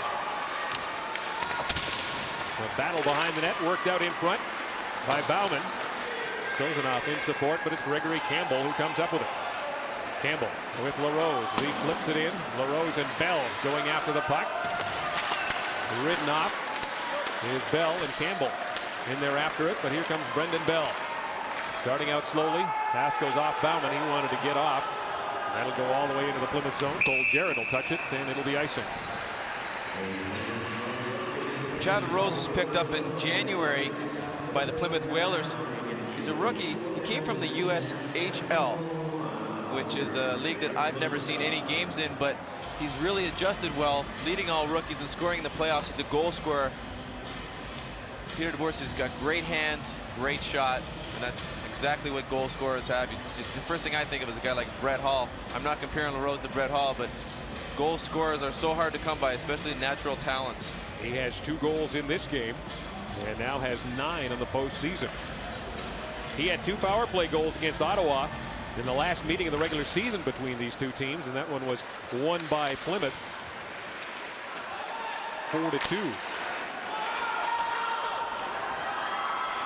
Puck rolls right to Rob Zepp. Winooski gets it around for Rob McBride. McBride takes a hit. 67's though can't keep it in, and here's a 2-on-1 developing. Moving in, Mitzi. Out in front is Stewart. And he couldn't get him the puck. Stewart has it again. He and Mitzi continue to work hard. Trevisani ties up Stewart behind the net. Mitzi goes in there and gets it. He's being watched closely by Albiani, who works his way free, takes a shot. Ceci makes the save, and Stewart's right there. So again, this hard-working line almost catches in. Preston Mitzi did a nice job fending off the Ottawa defenders there. Had Trevisani dancing all over the place trying to keep up with them. Mitzi's got the experience that this team needs. He's an overage player. He brings a lot of emotion to the lineup. Mitch matched with Stewart, his little speedster, fighting with Trevisani, and here's Mitzi again, dancing all over the place. This line put so much pressure on there. Good thing Ceci had the patience to cover that thing up because they were in trouble. 10:13 to go here in the third period as the Whalers put out their big line. And that is Kirka, Surma, and Wiseman. Damien Surma with 2 points. A shorthanded goal and an assist on the third goal of Chad LaRose. And that's offside at the Plymouth blue line. 9:58 to go here in the third period. The Whalers have the lead.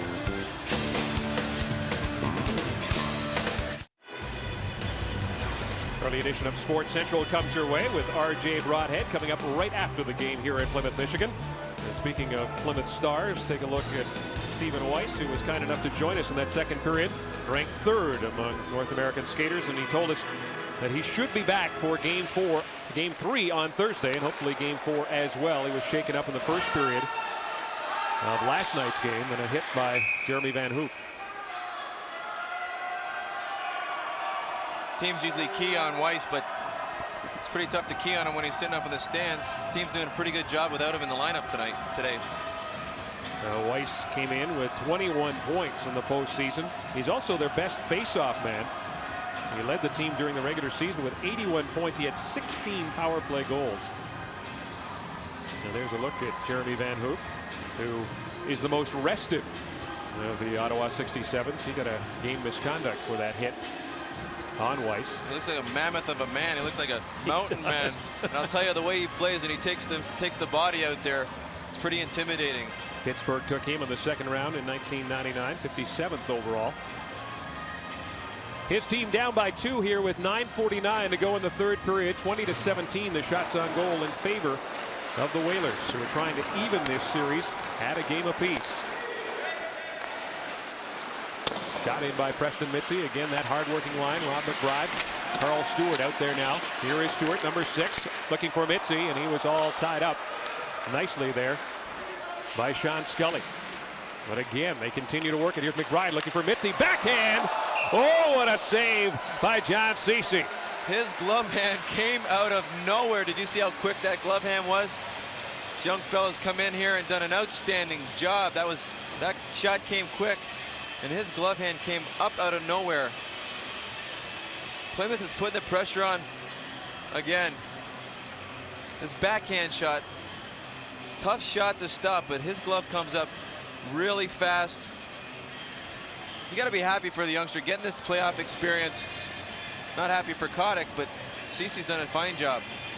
He has held the fort and has definitely done his job, giving his team the chance to get back in it. They still trail by 2.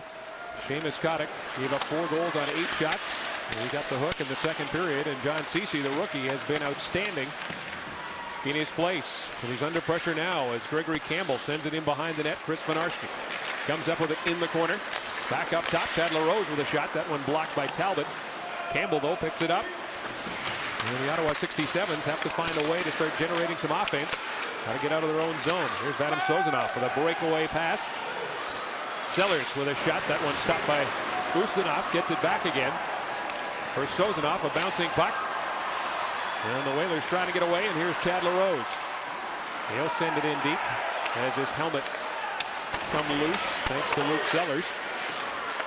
And number 22 gets it to Brendan Bell behind the net. 8:30 to go here in the third period. We'll see if that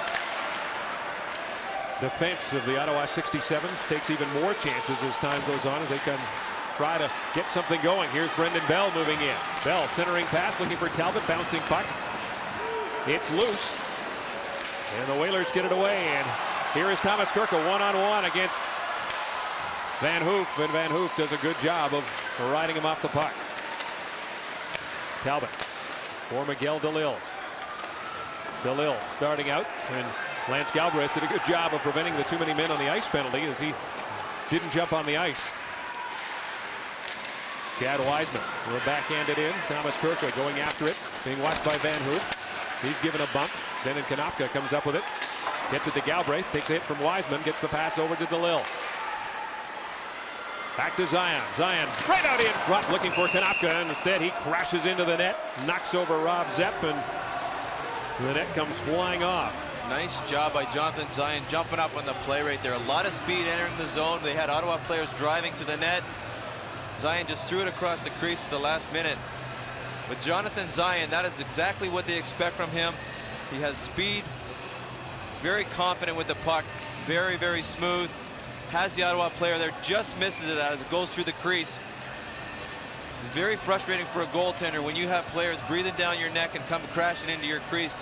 And with a goaltender like Rob Zepp in the net, they need to continue to do that if they're going to have scoring chances. Rob Zepp has faced 17 shots so far from the 67's, has made 15 saves, and this is definitely Zepp zone as they think he is the guy that will get them to the Memorial Cup. I spoke with Rob Zepp before the game. I had met him at the All-Star game earlier this year, and his father had a heart problem, and he's not allowed to come to the games, and he asked me if I'd say hi to his father back home.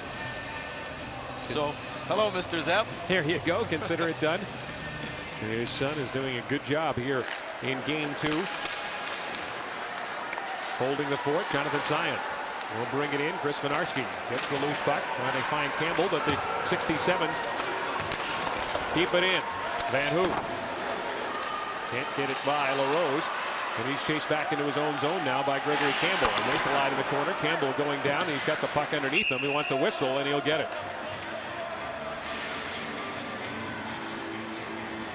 Well, some of the guys having to step up. There is one of them, Gregory Campbell. Didn't expect him to play too much, but he's getting his chance. He's a role player for this team. He's in and out of the lineup, and he does a good job. It's one of the things that he does really. He's a good skater, so you can utilize him killing penalties. He gets around the ice very quick. He, of course, is the son of the director of hockey operations in the NHL, Colin Campbell. And his dad is here in the building, we were told. He was here yesterday as well, watching his son taking on the Ottawa 67's game 2 of the Ontario Hockey League Championship Series. And the rookie Winarski back to touch it. And that's coming back into the Ottawa zone. Winarski was named to the OHL All-Rookie team this year, so congratulations to him. It's good to get recognition, especially when you're on a successful team and you can learn from the people that have experience going this far. There's nothing more valuable than just getting terrific playoff experience. Getting that under your belt is key as a youngster. 2 assists in this game, both on the power play goals, so he is getting chances on the special teams. Here he is, number 20. Wines fires the shot. Ceci the save. Rebound by Mitzi, and Ceci again covers up. Again, Ceci's on top, but Winarski had a lot of shots this game from the point. They have to key on him. They have to get to him and not continue to allow him to put the puck on the net. Right off the draw, he gets it through to the net.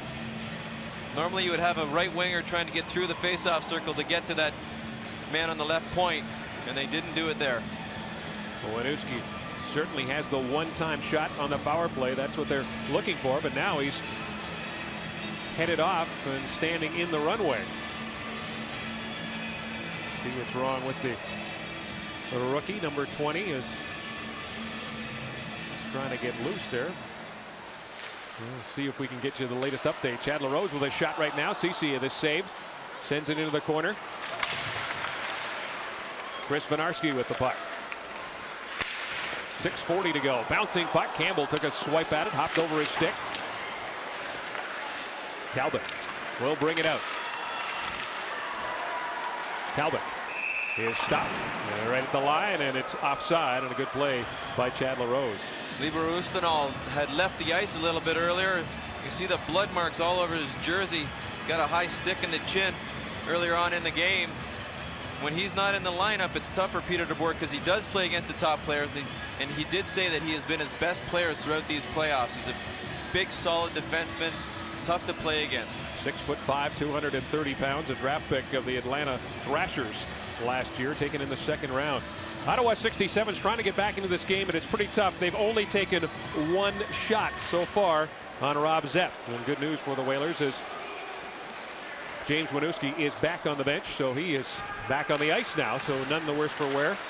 And that's good news for Peter DeBoer, who's seen his top player miss this game in Stephen Weiss. And again, another offside for the Ottawa 67's. When Winarski went off, it looked to me as though he was trying to stretch his groin out. Very common playoff run, playing a lot of hockey. They said that they played every other night, and the groins are the first things to get sore. Take a look at our game story now. Brought to you by Rayovac, batteries that last as long as standard Duracell and Energizer, but cost less. It's been quite the game. LaRose has come up big. The rookie scored a couple goals. Jarrett Winarski, 2 assists. They've contributed. Power play goals and shorthanded goals have been a big theme in this game. Savage with a shot, and Rob Zepp hangs on to it. Just the second shot for the 67's in this third period. They'll need more than that as they trail by 2.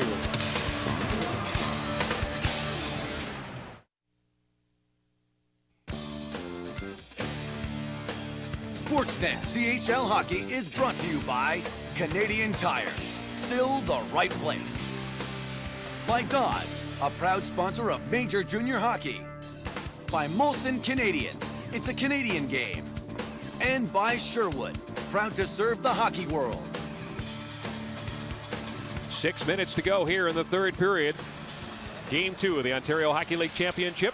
The Ottawa 67's with a 1-game-to-none lead, but that looks like it could change. As the puck comes down into the 67 zone, it'll go all the way back into the Plymouth area. Kevin Quinn working alongside with John Druce as we take a look at some of the stars for this Plymouth team, and one of them is Thomas Kurka. He's one of the 2 players from the Czech Republic, second-round draft pick of the Carolina Hurricanes. Interesting thing about him, he had 3 goals last year as a rookie. And the coaches told us that he has the potential to be a 40 or 50 goal scorer. He's really picked up his game, struggled through a few injuries, so he's looking forward to a successful junior career. Certainly set things on fire, as you mentioned, as that rookie. 36 goals. Here's Chad Wiseman. Enters the zone. Kirk out there with Surma. This has been a very effective line.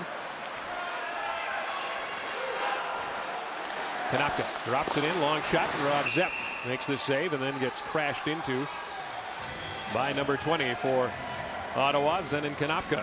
They separate them. Well, we talked about getting traffic in front of the goaltender, and that's what Ottawa has to do. They have those gritty forwards. Rob Zett showed a lot of composure today. He's bounced back from 6 goals against. That's the most he's allowed in the playoffs in 1 game. Very intelligent kid. I think he handles adversity very well. From when I've talked to him today, you know, I talked to him. I said, "Is that the first time you've allowed that many goals a game?" He said, "You know what?" And I said, "Don't worry about it." Bounce back. He says, "I've got things under control." Very confident. 34 wins during the regular season, led the OHL in that, led the OHL in goals against, and was 4th in save percentage and tied for 1st when it came to shutouts. He had 4 during the regular season. Atlanta obviously like that. They took him in the 4th round in '99. 5:20 to go here in the third period. 4-2 the lead for Zepp and the Whalers. And they'll just send it down the ice again. And Bauman will go back to touch it. As the Whalers content just to sit on this 2-goal lead. Could be dangerous, but time winding down, and the 67's have not gotten enough shots on Rob Zepp, and that just suits Peter DeBoer fine. Well, I think he's under a lot of pressure. He didn't make this a big deal about losing the first game, but you want to make sure coming out of your own building that you have at least a split. Going into Ottawa can be very tough. They have very dedicated fans there. It's a large building. There's a lot of noise. It's not easy to play in that building with the Ottawa history and the tradition there. Certainly Brian Kilray and his team not about to panic. I think they did what they wanted to do. That is come in here and split the series. Got game 1. We're not giving the game to Plymouth yet. There's still 5:06 to go. But if it stays the way it is, then I think it's mission accomplished for the 67. As they head back on Thursday for game 3 at the Civic Center, which should be sold out. Over 10,000 fans on hand. And most of them wearing that 4-stripe look that I know that you thought was fashionable, and said that, you know, that was one of the things you tried to set when you played in the NHL, but no one went for it. A fashion statement. Yeah, exactly. Yeah, that's what I was looking for. Sebastian Savage out there with Albiani. The pass too far for him. He was joined up front by Chapman, wearing number 27. It was Adam Chapman. Russ Moyer with a pass to Sebastian Savage. That didn't work. And Carl Stewart, Mitzi, and McBride out there for Peter DeBoer. This line working very hard. Here's Albiani bringing in, drops it for Savage. His shot blocked. Albiani carrying on against Kaiser. Mitzi trying to freeze it. Chapman in there looking for the puck. Savage comes up with it. He's being watched by Winooski. Puck comes loose, and the Whalers come away. Here's James Winooski. Flips it up ahead for Carl Stewart, and that one lost the lines. 2 of them, and Stewart with a phantom shot, and Russ Moyer not too happy about that. Gave him a couple of whacks. Well, the last thing you want to do after the whistle is gone is shoot the puck at the other team's goaltender. Russ Moyer was not happy, and I don't blame him. You have to take care of your goaltender. They're the key to the game, and that's a no-no. I actually did do that once. I had 5 guys coming after me at one time as a rookie when I was in Binghamton, New York. And I'll tell you what, it wasn't a pleasant scene. Oops. Carl Stewart has 7 points in the postseason. And we talked about him being a Chris Draper-like player, very intense and very speedy, and he has been a very effective player. Teamed with Rob McBride and Preston Mitzi. Chris Venarsi right from the draw. And Luke Sellers has it at center. The captain Joe Talbot out there. Talbot has had a strong game, a goal and an assist. That goal was shorthanded. He now has 6 points in this championship series. Gregory Campbell will shoot it in. John Ceci leaves it there for Brendan Bell. Time starting to become a factor for the 67's. They're down by 2, and there's 3 minutes and 23 seconds to go here in the third. The Whalers are doing a nice job. They're sending one guy in. They make sure they have 4 guys back. They're making it very difficult for the 67's to get any offense generated. Sozanov, number 24, has his second goal. Out there with Talbot and Chapman. Bauman, I should say, number 21. Talbot has the puck now. Venarsi watching him. And Cole Jarrett comes up with it, sends it on the far side. And Sellers trying to keep it in, but couldn't do it, and he'll head to the bench. Brendan Bell will pick it up. He's got some room to move. Instead decides to pass it to Konopka. He was all tied up on the near side. Puck flipped off the glass, and Bell will have it. Out there with Jeremy Van Hoof. Up the middle to Konopka. With Galbraith and Miguel DeLille. This is DeLille. Backhands it in. Ryan O'Keefe will be the first to it. Takes a hit around the near side. 67's trying to keep it in, can't do it. Here's a chance now for Chad Wiseman, again in by himself. Wiseman this time stopped by John Ceci. Wiseman another shot, and that one went right across the face of John Ceci, who has absolutely had the number of Chad Wiseman. Wiseman shaking his head as Ceci has come up big now 3 times mano a mano. I'll tell you what, Ceci came up huge in that play. The Ottawa 67's are trying to do everything they can, and with Plymouth being patient, they create turnovers. And Wiseman, with the kind of speed that he has, jumped up on this play, made a beautiful move. But look at the flexibility of Ceci. That's incredible. He's doing a terrific job. Wow. He showed a lot of confidence and composure coming into this halfway through the game. Wiseman with another shot that went right across the bow. And again, Ceci comes up big, and again the right skate continues to be a problem for the rookie, and Chad Wiseman just would love Seamus Kotick to come back into the game because Ceci has just had his number. 17 saves since he's come into this game. Pretty impressive. He's given his team a chance, but they have not been able to mount any offense against the Whalers. Just over 2 minutes left in the third period. They're still down 4-2. All the scoring in the first 2 periods. Fabiani will shoot it in out there with Savage and Chapman. Wiseman fires it around, and it was knocked down with a high stick, so that brings up the whistle.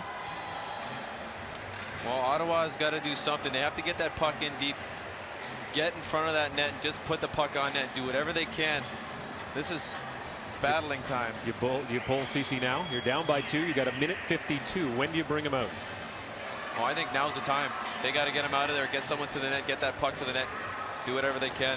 Ryan Kilray has decided to keep John Ceci in the nets for this face-off deep in the Plymouth zone. Won by the 67's. Sellers with a shot. That one over top of the net. Chapman will keep it in. Ceci remains in the net. 1:43 to go.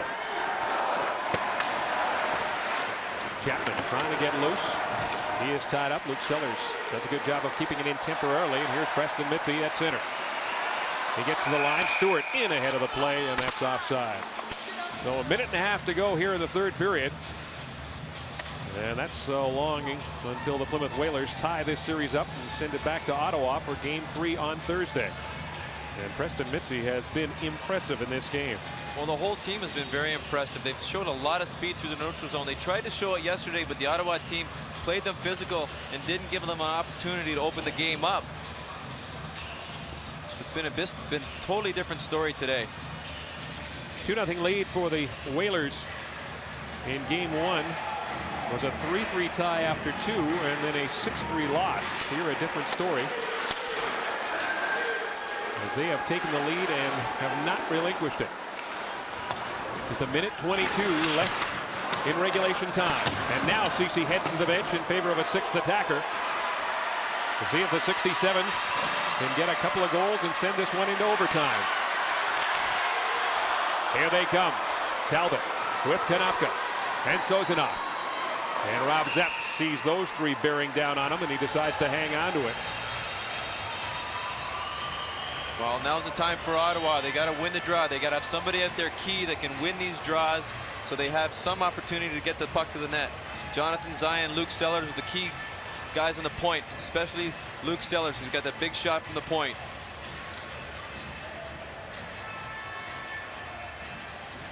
Jonathan Zion, he can quarterback this play. He has the patience. There's going to be a lot of pressure. Moving around D to D, hopefully Sellers can get it through to the net. A lot of veterans out there for the Ottawa 67's as they've decided to take a timeout, and Brian Kilray wants to talk this over with 1:03 left in the third period. I don't think it's a bad move, especially with them playing yesterday. There's a little fatigue. They've only got a minute left. They have to give it all, and they want to have these top veterans on the ice. Hey, there's a long ride back to Ottawa. The 67's will have tomorrow off, and they will start practicing on Tuesday again. Get a couple of practices in before they go back on the ice for Game 3 on Thursday. And again, back-to-back games in this series. So back-to-back games, a break, and then back-to-back games is the shortest turnaround. And Lance Galbraith talked about it. He said the guys are a little bit tired, and you got to give credit, though, to the Plymouth Whalers. Came out and did what they had to do. Well, they did a fine job. You have to give the 67's credit also. They come into this build and they split when they weren't even expected to win any games. They were expected to be swept in this series, but Ottawa seemed to surprise everyone getting to the finals, and they showed a great determination yesterday coming back by being down 2 goals. So I don't know if going home is going to be that disappointing. You always hate to lose a game, but they got to be confident still. They got to have a lot of confidence under their belt, know that they still have an opportunity to win. Still trying to get this game even. The net is empty, 1:03 to go.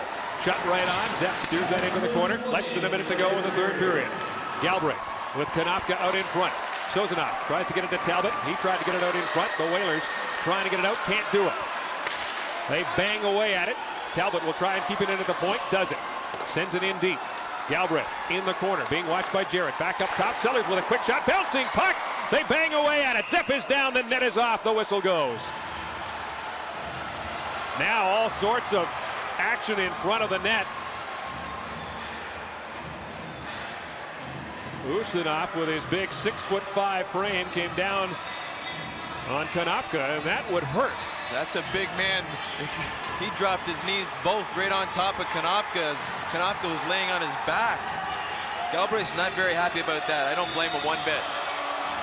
Galbraith taking a poke, and Rob Zepp decides to skate away and joking with him in our second intermission about how he's still very popular here in Plymouth. He is the guy that Plymouth fans love to hate. You talk about the little wars that develop as the series goes on, and that is definitely one war that he's going to be involved in. And he is given the wave as Lance Galbraith heads off to the dressing room. Luke Sellers, they tried to get the puck back to Luke Sellers because he is the big gun, and when they get the puck through the net, Sellers gets it on net. You have to crash the net. You've got that extra man advantage. It pops out. Ustinov's jumping on everybody, and again he'll land right on Konopka.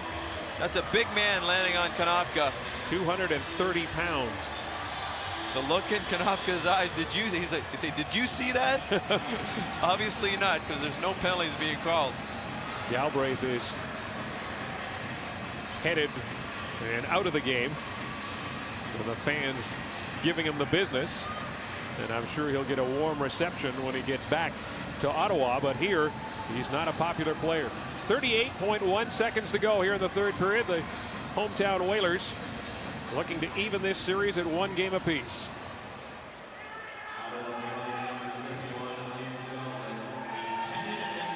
Galbraith gets a 10-minute misconduct, much to the delight of the fans here at the CompuWare Sports Arena. It's amazing how you can be hated in one building so much and loved so much in another. Fans going to great lengths here, making up signs, creating dolls, and really giving it to Lance. Peter DeBoer happy with what he has seen from his fans, but boy, the bad blood starting to brew between these two teams as Luke Sellers jaws with the Plymouth bench. Net remains empty. 6 attackers for the 67's. 30 seconds to go in the third period. Out in front, Albiani being watched by Jarrett. Bouncing puck, there's a shot, and Zepp makes the save. And then Konopka gives him a little poke, and that draws a crowd. Well, the battles are starting to brew here. As this series goes on, these little one-on-one battles between players, Galbraith, Konopka, they're going to remember all these little things that happen in game 2, and it's going to be an interesting series as it goes on further. Let's take a look now at our play of the game, brought to you by Bauer. Bauer leave an impression that it came all the way back in the first period. The Plymouth Whalers killing off a penalty and a bad decision, and a puck that was picked off by Damian Surma. He gets things started, makes no mistake against Seamus Kotick. A 1-0 lead. It was 2-0 after the first period on just 5 shots for the Plymouth Whalers. Damian Surma adding an assist in the second period, and he has really stepped up his game in the absence of Stephen Weiss as he's taken over that top center spot on the first line. Time winding down here in Plymouth, Michigan. OHL Championship Series, Game 2. And more bad blood, and Luke Sellers with a big hit on Thomas Kurka. Oosternal getting involved as well. And Kurka had his helmet came off, and he is still on one knee. At this level, intimidation is so important. The series doesn't end here just because they lose this game. They still have to win. One team has to win 4 games, and Sellers gets up high on the back of Kurka, knocks him to the ice. So he is out of the game.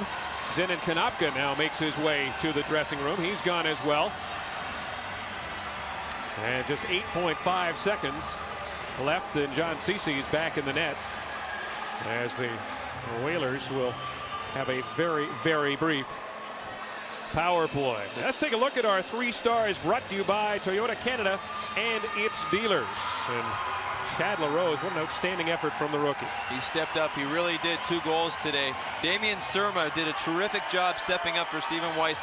He's one of the emotional leaders on this team, and I was really impressed with the way he played. Joe Talbot, he showed his grit and his experience, the overage player. He's been through this before, and he came out with a strong effort today. Too bad they're on the losing end of the stick. There's a look at the rookie, Chad LaRose, who leads his team. He has 4 points so far in the postseason, an outstanding effort for him. He is the top point getter, and his team has now evened this series with the Ottawa 67's at a game apiece. The winner of this series will have a chance to represent the Ontario Hockey League at the Memorial Cup, and you'll see the great junior tournament coming up May 19th here on Sportsnet from Regina, Saskatchewan, as we bring you our 3rd straight Memorial Cup on Sportsnet. Sports Central, the early edition, comes up right after we're finished here. RJ Broadhead is on the desk. Once again, the final score, the Plymouth Whalers 4 and the Ottawa 67's 2. This series is all tied up at 1 game apiece. The early edition of Sports Central is coming up next.